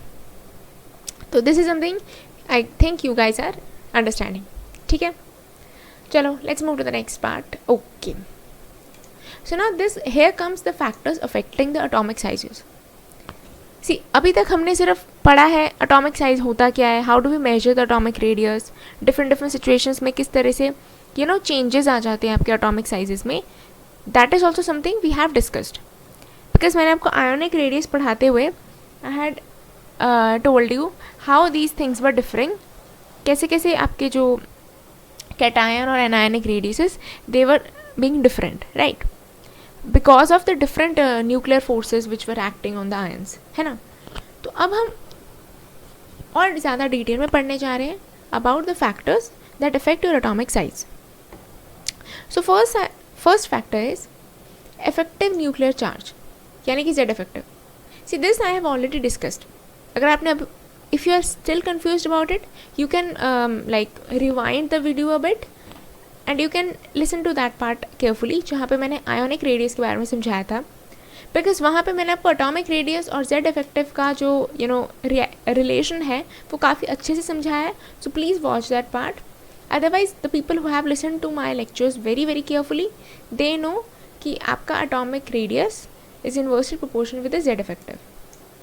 यहाँ पे there is an example also कि लिथियम का केस में देखो, लिथियम का साइज बड़ा है as compared to the fluorine and all others. First period में लिथियम का साइज बड़ा है. ऐसा क्यों है? बिकॉज इसके केस में Z इफेक्टिव क्या है, मतलब देखो ना, we know when we go from left to right the radius decreases, तो ऑब्वियसली जो लेफ्ट पे लाइंग एलिमेंट है उसका Z इफेक्टिव कम होगा तो रेडियस ज़्यादा होगा, right. Okay, next see the screening effect. See, if you guys have watched my lecture on shielding effect and screening effect, उसमें I had discussed this concept in very much detail कि आपका shielding effect या screening effect how does it effect the radius. तो basically होता यूँ है कि जैसे ये आपका न्यूक्लियस है और there are number of shells in between, तो जिसकी वजह से the outer most electron is getting shielded from the nucleus. तो ये आउटर मोस्ट इलेक्ट्रॉन है, अगर इस आउटर मोस्ट इलेक्ट्रॉन और न्यूक्लियस के बीच में इलेक्ट्रॉन क्लाउड ज़्यादा है and the electrons are the electron cloud before this electron, ये जो इलेक्ट्रॉन है पिंक कलर का, इसके पहले जो इलेक्ट्रॉन क्लाउड है, if that electron cloud is shielding this pink electron from the nucleus, तो ये जो shielding कर रहा है, because of this shielding, because of this screening, the outermost electron doesn't get affected by the nucleus attraction, right? ये मैंने पहले ही समझा दिया आपको shielding effect. तो as a result क्या होता है, आपका outermost shell तक the shielding, because of shielding the nucleus attraction doesn't reach, जिसकी वजह से आपका एटॉमिक साइज में क्या आता है, एटॉमिक साइज में इंक्रीज आ जाता है because of this shielding, right. But this happens only if the shielding is effective. But in case of your n greater than equal to 4, यानी कि बेसिकली आपका जो फोर्थ पीरियड एंड ऑनवर्ड्स है, वहाँ से आपके d और f ऑर्बिटल्स शुरू हो जाते हैं. तो d और f ऑर्बिटल्स का shielding is much poorer because we know कि penetration effect of d and f is very less. हमने पहले ही पढ़ रखा है. If you haven't watch those lectures, please go and watch them. You can go to the our channel and वहाँ पे जाके click on the playlist button. वहाँ पे आपके पास में प्लेलिस्ट्स आ जाएंगे. Please go and watch the lectures. तो बेसिकली आपका फोर्थ पीरियड एंड ऑनवर्ड से आपका DNF आ जाता है and they are having poor shielding. तो पुअर शील्डिंग की वजह से आपका न्यूक्लियस का अट्रैक्शन उनमें से मतलब the thing is what I mean to say is because they have a poor shielding effect, वो इफेक्टिवली शील्ड नहीं कर पाते हैं. तो आपका न्यूक्लियर अट्रैक्शन जो है उनके बीच में से पहुंच जाता है till the outermost electron. As a result now the outermost electron is facing attraction. तो इसकी वजह से क्या होता है कि top to bottom in a group जाने से द साइड्स शुड इंक्रीज. बट ऐसा हमेशा नहीं होता है because we have seen in case of gallium and aluminium,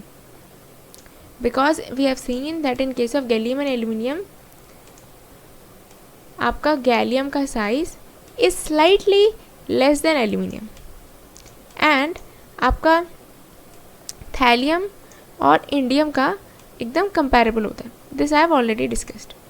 clear है? तो ये चीज़ होगी क्लियर. और उसके बाद नंबर ऑफ शेल्स. ये मैंने ऑलरेडी समझाया हुआ है कि नंबर ऑफ शेल्स बढ़ेंगे तो आपके एटॉमिक रेडियस भी बढ़ेंगे, obviously, right. Magnitude of positive charge already discussed, magnitude of negative charge already discussed. तो this slide is clear to you guys, right? Okay. So next let's take up this topic. इसी के बाद आपका lanthanide contraction आएगा. So irregularities in transition period. Transition elements कौन से होते हैं मैंने आपको ऑलरेडी समझा दिया. You can watch my previous lectures. I have already explained about different blocks and transition elements कौन से ब्लॉक में आते हैं and all that I have already discussed in my previous lectures. So यहाँ पे आपका जो इरेगुलरिटीज इन ट्रांजिशन पीरियड आ रहा है, इसमें होता क्या, मतलब what is the irregularity basically. तो जनरली बात यहाँ पे हम कर रहे हैं आपका फर्स्ट ट्रांजिशन सीरीज़ जो होता है. फर्स्ट ट्रांजिशन सीरीज़ यानी आपका जो फोर्थ पीरियड होता है. सॉरी, ये हाइलाइटर से हो गया. ओके, एनीवे, ये जो आपका फोर्थ पीरियड होता है ना, फोर्थ पीरियड जिसको हम फर्स्ट ट्रांजिशन सीरीज़ बोलते हैं, उसमें क्या होता है कि एक्सपेक्टेड ये होता है कि जब आप एक पीरियड में लेफ्ट टू राइट जाओगे, the radius should decrease regularly. Listen to it very carefully. When we go from left to right in a period, it is expected that the radius should decrease regularly. But that is not the case in case of transition elements. का जो first transition series है fourth period में, ये एकदम regular decrease नहीं हो रहा है. नाउ लेट्स अंडरस्टैंड हो क्या रहा है। यहाँ पे जब आप स्कैंडियम से क्रोमियम तक जा रहे हो ना, यहाँ पे जब आप स्कैंडियम से क्रोमियम तक जा रहे हो, यहाँ तक तो द रेडियस में डिक्रीज आ रहा है। You can see for yourself there is a decrease in radius. ये एकदम रेगुलर ट्रेंड को फॉलो करे। But once you reach till the middle, manganese is a middle element, right? आपका manganese is a middle element, right? एक second colour change कर लेते हैं। या आपका मैंगनीज क्या है? This is the middle element. अब मैंगनीज की अगर आप राइट साइड पे देखोगे, यू वुड सी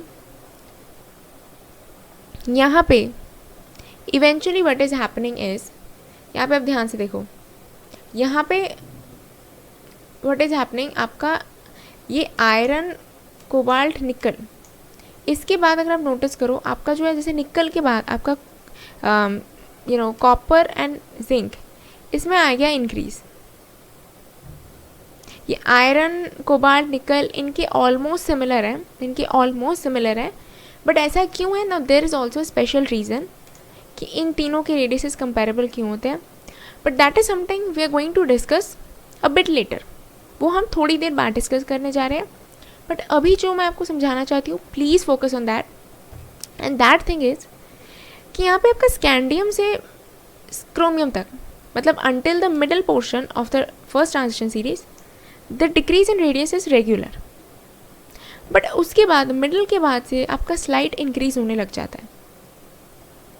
एंड यहाँ पे इंक्रीज, एंड यहाँ पे अगर आप देखो ना, the decrease is not even regular, and इसके बाद तो इवन इट स्टार्ट्स इंक्रीजिंग। तो ऐसा क्यों होता है? Why is there irregularity here? तो उसको हम एक एक करके समझेंगे। देखो, होता यूँ है कि जैसे स्कैंडियम से हम, जैसे स्कैंडियम, टाइटेनियम, वैनेडियम, क्रोमियम, यहाँ तक जब हम जा रहे हैं तो क्या हो रहा है, हमें पता है एक पीरियड में आपका जो n का वैल्यू होता है, the number of shells remains the same. And होता है कि सेम शेल में आपका जो n सेम है ना, तो आपको जो सेम शेल में है, एक एक करके electrons keep on adding, right? एक एक करके electrons keep on adding. Also आपका प्रोटॉन नंबर भी इंक्रीज करता है साथ साथ, obviously because atomic number is increasing ना। तो आपका एक्चुअली क्या होता है ना, जेड इफेक्टिव अगर आप देखो कि नंबर ऑफ इलेक्ट्रॉन्स जो इंक्रीज किए और जो प्रोटॉन नंबर इंक्रीज किया, बेसिकली होता ही है कि आपका एक सेकेंड, ये क्या हो गया? हाँ सॉरी, वो एक टेक्निकल ग्लिच आ गया था, आई डोंट नो, कर्सर नहीं मूव कर रहा था। एनीवे, तो जो आपका जेड इफेक्टिव है, आप यहाँ देखो लेफ्ट टू राइट जो आप जा रहे हो, आपके number of electrons are getting added into the shell one by one. साथ में आपका प्रोटॉन नंबर भी इंक्रीज कर रहा है। अब प्रोटॉन नंबर का इंक्रीज करने की वजह से क्या होता है, आपका न्यूक्लियर चार्ज बढ़ जाता है, and as a result nuclear attraction बढ़ जाता है। तो your radius generally decreases, and that is the reason, right? आपका जेड इफेक्टिव क्या हो जाता है, बढ़ जाता है, बिकॉज आपका क्या बढ़ा है, एटॉमिक नंबर बढ़ा है, राइट? ये तो नॉर्मल ट्रेंड होता है। यहाँ तक स्कैंडियम से क्रोमियम तक स्टोरी एकदम कंसिस्टेंट है। बट वंस हम मैग्नीशियम पे पहुँचे, मैग्नीशियम एकदम मिडल एलिमेंट है। इसके बाद आप ध्यान से देखो, इसके बाद आयरन, कोबाल्ट, निकल, इनको देखो। अच्छा, इनमें भी आपका जो है जेड इफेक्टिव बढ़ा है, जेड इफेक्टिव यहाँ पे भी बढ़ा है, ठीक है, जेड इफेक्टिव यहाँ पे भी बढ़ा है। बट अब आप देखो, आपके नंबर ऑफ डी इलेक्ट्रॉन्स अब सिग्निफिकेंटली बढ़ गए हैं, क्योंकि हम काफ़ी ज़्यादा राइट साइड में आ गए हैं। तो नंबर ऑफ डी इलेक्ट्रॉन्स जो अभी तक फिल होते होते आए हैं, वो काफ़ी ज़्यादा इंक्रीज़ हो गए। तो एज अ रिजल्ट जो आपका डी इलेक्ट्रॉन्स जो है आपस में, there is a sort of little bit of inter ionic repulsion, plus there is also they are contributing in the shielding effect also, slightly they are contributing in shielding effect. तो as a result आपका Z effect बड़ा है, but आपका inter ionic जो nuclear attraction, inter ionic repulsion है between the increase D electrons, and साथ में they are also contributing in the shielding effect. तो इसकी वजह से ये दोनों इफेक्ट्स मोर और लेस एक दूसरे को थोड़ा बैलेंस कर देते हैं। तो इसीलिए इंक्रीज जो डिक्रीज इन रेडियस होना चाहिए, वो बहुत ज़्यादा सिग्निफिकेंट नहीं होता है, एंड ऑलमोस्ट इसीलिए आयरन, कोबाल्ट, निकल के लिए ये ऑलमोस्ट सिमिलर होता है। अब देखो मैंगनीज, आयरन, निकल, ये ऑलमोस्ट सिमिलर होता है, ऑलमोस्ट, मतलब आप देखो ना, एक्चुअली द डिक्रीज बहुत ज़्यादा नहीं हुआ है, मतलब बहुत स्लाइट हुआ है, ऑलमोस्ट नेग्लिजिबल, एंड इसीलिए इन सभी के रेडियसेस ऑलमोस्ट हमें कंपेरेबल दिख रहे हैं. बट अब हम जब निकल से फॉरवर्ड जाते हैं, अपनी स्टोरी को फास्ट फॉरवर्ड करते हैं, तो कोबाल्ट और जिंक के केस में क्या हो रहा है, देखो, ओ सॉरी कॉपर और जिंक के केस में क्या हो रहा है, यहाँ पे अब आप देखो, यहाँ पे कॉपर के लिए क्या होता है, D9 होता है, एंड जिंक के लिए D10. So you can imagine आपके D इलेक्ट्रॉन्स एकदम फुल्ली फिल्ड हो गए हैं. यहाँ पे आपका कॉपर का D10 D9 होता है, तो अब आपके नंबर ऑफ D इलेक्ट्रॉन्स काफ़ी ज़्यादा बढ़ गए हैं in the same shell only, and इनमें इंटर आयनिक रिपल्शन बहुत ज़्यादा हो रहा है, एंड शील्डिंग इफेक्ट भी काफ़ी ज़्यादा हो रहा है. तो अब Z इफेक्टिव जो बड़ा भी है ना, that is still not being able to contribute to the attraction of the outermost shell. तो बेसिकली यहाँ पे शील्डिंग एंड रिपल्शन का इफेक्ट ज़्यादा है as compare to Z effective का इंक्रीज. एज अ रिजल्ट यहाँ पे आपका रेडियस स्लाइटली इंक्रीज कर रहा है from copper to zinc. Clear है? So basically what happens is, अब मैं आपको एक बार जस्ट लास्ट में बता रही हूँ कंक्लूजन क्या हो रहा है, कि for the first transition series when n remains the same, the electrons keep on adding in the same shell one by one. Protons also increase, so Z effective eventually increase from left to right. But now, increased number of d electrons in the n minus 1 d shell, they start shielding the outermost shell electrons, right? So the increase of nuclear charge and shielding of d electrons comes into play, है ना? ये होता है. No till midway d electrons कम है, तो इसीलिए उनका जो रिपल्शन या शील्डिंग जो भी है वो उतना ज़्यादा सिग्निफिकेंट इफेक्ट नहीं प्ले कर पा रहा है. तो nuclear charge can pull the outermost electron resulting in decrease of radius from scandium to chromium तक. So in the midway the increase nuclear charge, in the midway मतलब देखो मैग्नीशियम से बात स्टार्ट हो रही है, अब मैग्नीशियम से अगर आप आगे बढ़ो, the increased nuclear charge is almost balanced by the d electrons का shielding. Now why is that so? Because of the significant increase of d electrons. So as a result what happens is the radius increases insignificantly and they're almost comparable from chromium to copper. In the latter phase, more shielding and repulsion of the d electrons of the same shell occurs, resulting in increase of radius from chromium to zinc. Clear है? So I hope यहाँ तक आपको चीज़ें clear हो चुकी हैं. सो अगर आपको चीज़ें क्लियर हो चुकी है, please hit the like button, okay, so that I get motivated. And motivation नहीं मिलेगा तो हम आगे नहीं बढ़ेंगे. Okay, just kidding. Anyway, okay, so now let's get started with the most what should I say, most requested topic I should say, that is about the lanthanide contraction. तो मैंने अपने प्रीवियस वीडियो में मैंने discuss किया था lanthanides, actinoids, सारे blocks के बारे में इन जनरल मैंने डिस्कस किया था. तो उसमें जो लैंथेनाइड्स के एक्चुअली ये जो लैंथेनाइड कॉन्ट्रैक्शन है ना, ये बेसिकली लैंथेनाइड एलिमेंट्स में देखा जाता है, इसीलिए we have named this effect as lanthanide contraction, right.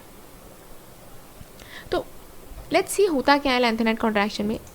Lanthanide contraction में ये होता है that basically there is a gradual decrease in ionic and atomic radius with the increasing atomic number starting from the elements lanthanum to lutetium, मतलब 57 to 71. मतलब जो आपका third transition series होता है ना, थर्ड ट्रांजिशन सीरीज,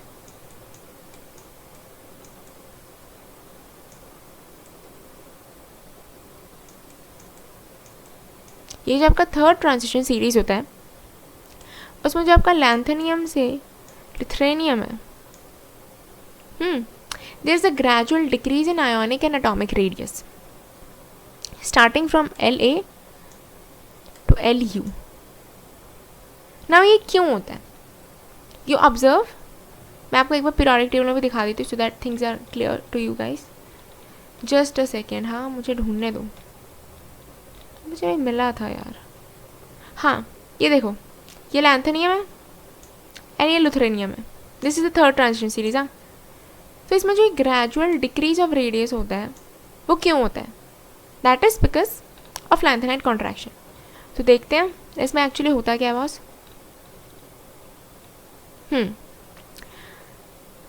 तो basically होता है कि जो आपका थर्ड ट्रांजिशन सीरीज होता है ना, थर्ड ट्रांजिशन सीरीज में, अच्छा मैंने आपको ऑफ प्रिंसिपल पढ़ाया था. ऑफ प्रिंसिपल में मैंने आपको पढ़ाया था, जब मैंने आपको बताया था कि इलेक्ट्रॉन फिलिंग किस मैनर में होता है. तो अगर आप थर्ड ट्रांजिशन सीरीज का इलेक्ट्रॉन फिलिंग देखोगे, किसी भी एलिमेंट का रैंडमली उठा लोगे, तो यू विल सी कि आपका जो 4f ऑर्बिटल्स होता है ना, उसमें इलेक्ट्रॉन पहले आता है, उसके बाद इलेक्ट्रॉन 5d में जाता है. मतलब आपका थर्ड ट्रांजिशन सीरीज में the 4f orbitals are filled first before, मतलब they are not filled first, I mean to say कि आपका 4f ऑर्बिटल्स में the electrons are filled before 5d orbitals. तो आपका जो 4f ऑर्बिटल्स हैं वो पहले फिल हो जाते हैं as compare to 5d. And we know कि 4f का जो शील्डिंग होता है वो काफ़ी ज़्यादा पुअर होता है. मतलब कि आपका d का शील्डिंग एंड f का शील्डिंग हमें पता है दोनों ही पुअर होते हैं, बट दोनों में भी कंपैरिजन करें तो f का शील्डिंग इफेक्ट सबसे ज़्यादा पुअर होता है. तो एज अ रिजल्ट आपका न्यूक्लियस का अट्रैक्शन आउटर मोस्ट शेल तक बहुत इजीली पहुंच जाता है. तो आपका 4f ऑर्बिटल्स पहले फिल हो भी जाए तब भी electron cloud is very very, even if the electron cloud is getting filled in 4f orbitals, जो आपका शील्डिंग है वो काफ़ी पुअर है. एज अ रिजल्ट आपके 5d ऑर्बिटल्स वाले electrons also face the attraction from the nucleus. तो as a result because of this poor shielding the nuclear attraction reaches outer most shell. तो होता है क्या है कि आपका radius eventually contracts. So there is a contraction of radius. Clear है?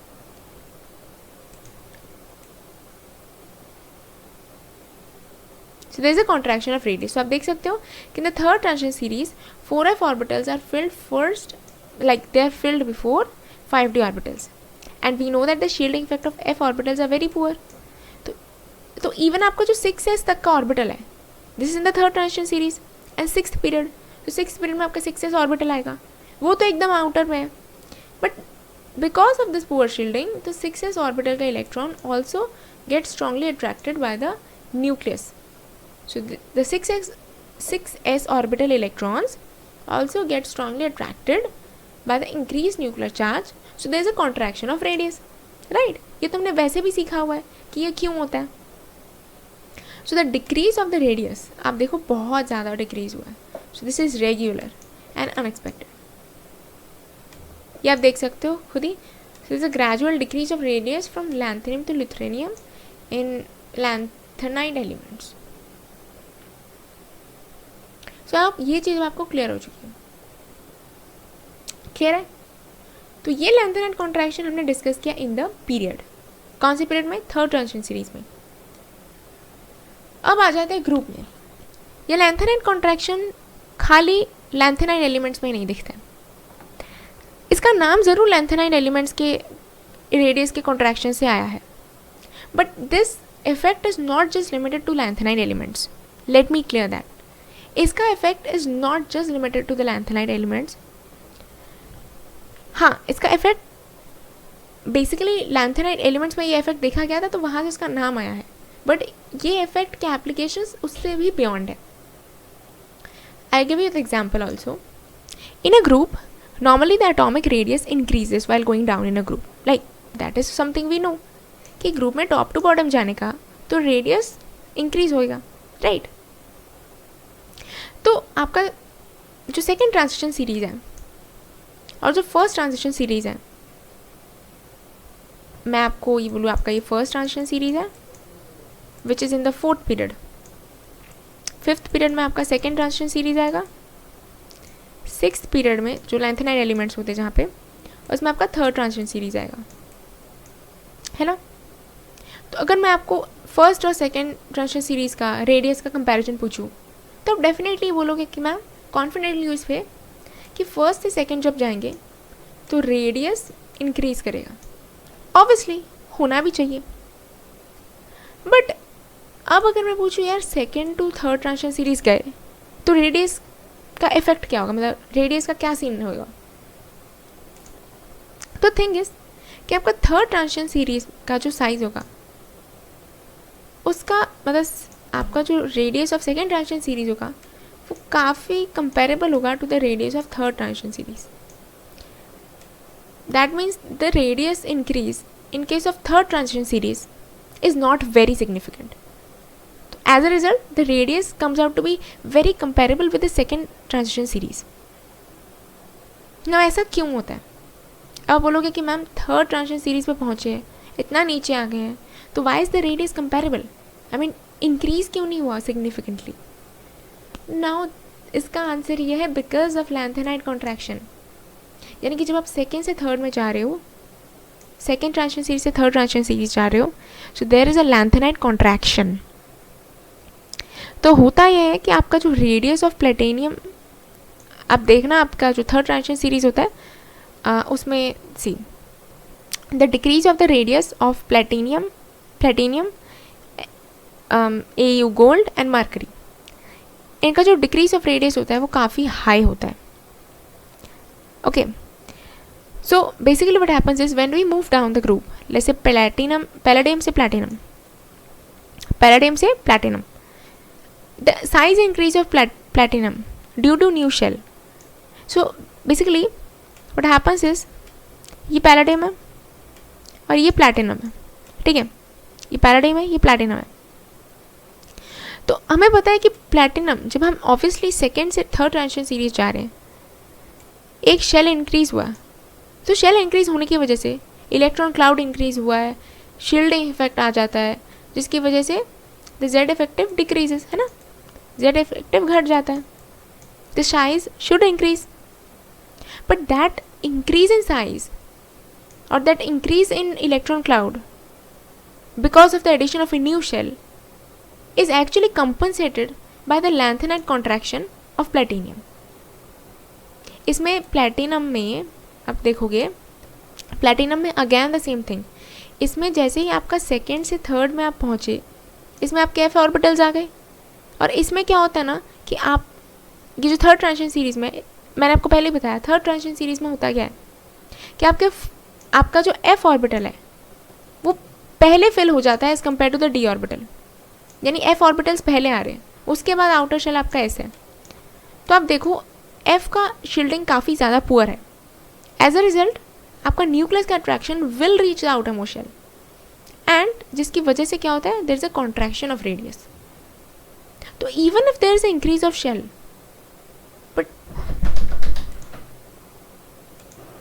तो बेसिकली आई होप आपको अब समझ आ गया है कि बेसिकली जो आपका इंक्रीज इन शेल की वजह से जो रेडियस इंक्रीज होना था उससे ज़्यादा there has been a contraction due to lanthanide effect, due to the lanthanide contraction। Clear है? बिकॉज इसका शील्डिंग काफ़ी ज़्यादा ही पुअर होता है, जिसकी वजह से आपका पुअर शील्डिंग बहुत ज़्यादा कंट्रीब्यूट करता है to the radius contraction as compare to कि शेल बढ़ने से जो आपका रेडियस इंक्रीज होना था उससे कई ज़्यादा आपका लैंथेनाइड कॉन्ट्रैक्शन हो जाता है, जिसकी वजह से आपका second to third the radius is almost similar, मतलब it gets balance, right. So I hope आपको ये चीज़ क्लियर हो चुकी है। क्लियर है? So next we are starting with the question practice. Okay, so अभी तक हमने जो भी पढ़ा है, we have learned about the different radius and also we have learned about lanthanide contraction. So in our next lecture we are going to discuss about all the questions related to this concept, these topics which we have discussed so far. मतलब I am going to take up the questions. Okay, हम question practice करेंगे, we will take the previous year questions of related to these topics and DPP के questions also. So the thing is you guys need to send me questions. So इसमें questions मैं तो खुद लूँगी ही अपने side से, but also you guys have to send me questions via email और you can comment. Many of you do email me, तो वो क्वेश्चंस भी आप लोगों ने जो मुझे पहले ईमेल किए हुए थे कि ma'am please discuss these questions in class, वो भी मैं अब अपने नेक्स्ट लेक्चर में लेने वाली हूँ। So please stay tuned for the next lecture, and if you have not subscribed to our channel yet, please subscribe to our channel so that you guys don't miss any updates, because upcoming videos में बहुत important topics are going to get covered. Okay, so thanks a lot for today. Thanks a lot. So that's all for today. And if you guys have any questions or any doubts, please feel free to comment in the comment box below, or you can email me directly. I always read my emails. And also feel free to like the video so that it motivates me and it motivates the team as well. Thank you all. वैसे there's an important announcement at the end. Please stay tuned till the end because there's an important announcement.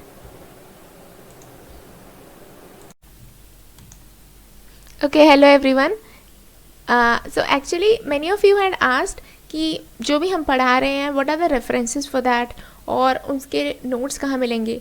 So for that I am clarifying it today itself कि you can find all the references and all the notes जो भी हमने अभी तक पढ़ाया, मैंने या मेरे डैड समीर मायरा ने, उन्होंने अभी तक जितना भी पढ़ाया है या आगे भी पढ़ाने वाले हैं, all the notes, all the references we are taking from our book जो हम दोनों ने खुद compile किया है. It has been a really fun experience compiling this book for you guys, and the book name is The Ultimate Guide to Inorganic Chemistry by IITians, and it's compiled by both of us, Mr. Sameer Maira and me, Sampriti Maira. Basically, let me tell you, ये book किसके लिए है? The book is for all the students who are in currently class 11th, whether they're studying in CBSE or ICSE, or whether they're preparing for JEE Mains, JEE Advanced, KVPY, NEET, and any other competitive exams. Why? Because this book is absolutely suited for everyone, क्योंकि हमने इसमें हर एक concept को बहुत ज़्यादा depth में cover किया है. Yet let me tell you, it is not like any other book, because I can tell it with whole confidence कि ऐसी बुक आपको मार्केट में नहीं अवेलेबल होगी. Now Y can I say this with full confidence? That is because अभी आप chemistry की कोई भी बुक उठाओगे मार्केट से, the thing is you will open up a chapter, आपको एक टॉपिक पढ़ना है, then you have to read a long story, आपको एक बड़ी सारी स्टोरी पढ़नी होगी, उसमें से आपको अपनी काम की लाइंस अंडरलाइन करनी होगी, देन आपको उसमें रीज़न ढूंढना होगा, अच्छा ये इफेक्ट है, ये ऐसा क्यों हो रहा है, एक्सेप्शन इसका कहाँ पे लिखा है. बहुत ज़्यादा क्लटर हो जाता है, and it's time consuming also, because see as a JEE aspirant मुझे भी पता है, जब तक ये बुक अवेलेबल नहीं थी मार्केट में, जितनी बुक्स अवेलेबल है, द थिंग इज़ आपको एक टॉपिक के लिए you have to refer multiple books, which is really time consuming, and एक सब्जेक्ट के लिए इतना एफर्ट जस्ट वर्थ इट नहीं होता है. So that's why being a JEE aspirant myself, I know what kind of problems we people have to face, time constraints and a lot of things. तो उन सब चीज़ों को हमने दिमाग में रख के we have compiled this book, and the thing is why do I recommend you to buy this book? The thing is, it is written by the people who have been there. I have been a JEE aspirant myself, and I know what is actually needed by the aspirants. It's concise, to the point, easy to understand with lots of examples. Everything which we have explained, even in my lectures or in my father's lectures, we always include examples, and we have been always concise. Okay? Second is it's multicolored, and the important concepts, reasons, exceptions, and the data in the tables, everything is colorful and it's highlighted too. So you don't need to sit and underline each and every line. No, in that way we are saving your time by already highlighting and underlining the things which you need. And also this book serves as a textbook plus problem solving, जो normally नहीं होता, because we have to refer a book for reference and एक दूसरा हमें module करना होता है for questions. Not at all required, because इसमें आपका theory भी है plus questions भी है, right? And that's why I would recommend it highly for you guys, and please buy it ASAP. I would request you all. The link for the website could be found in the description box below, and in the website also in the description I have given the Amazon Flipkart links जहाँ पे book available है. आप website पे भी check कर सकते हो, वहाँ पे भी लिंक्स अवेलेबल है. Also if you guys want to preview the book before buying, उसका भी ऑप्शन है. So when you open the website, आपको यहाँ पे जो PDF लिखा है ना, वहाँ पे आप क्लिक करना, and this will open up in a new window और आपको एक PDF मिलेगा, sample PDF. So there you can understand जो चीज़ें मैंने अभी तक बोली, why they are helpful for you guys. So you can see how multi coloured and ये जो नोट्स वगैरह है, all exceptions, everything have been coloured. You know, you can see the things yourself, how concise it is. ये चीज़ें normally एक बड़ी story में लिखी होती हैं and it's just very time consuming. I have been there, I have read such things, मुझे पता है. See for yourself. देखो यहाँ पे रीज़न किस तरह से दिया हुआ है. We have not written a story, everything is really concise, you know. Yeah, so that's all for today. Thank you all for your time and attention. Any questions, please comment in the comment box or you can email your doubts. Thank you.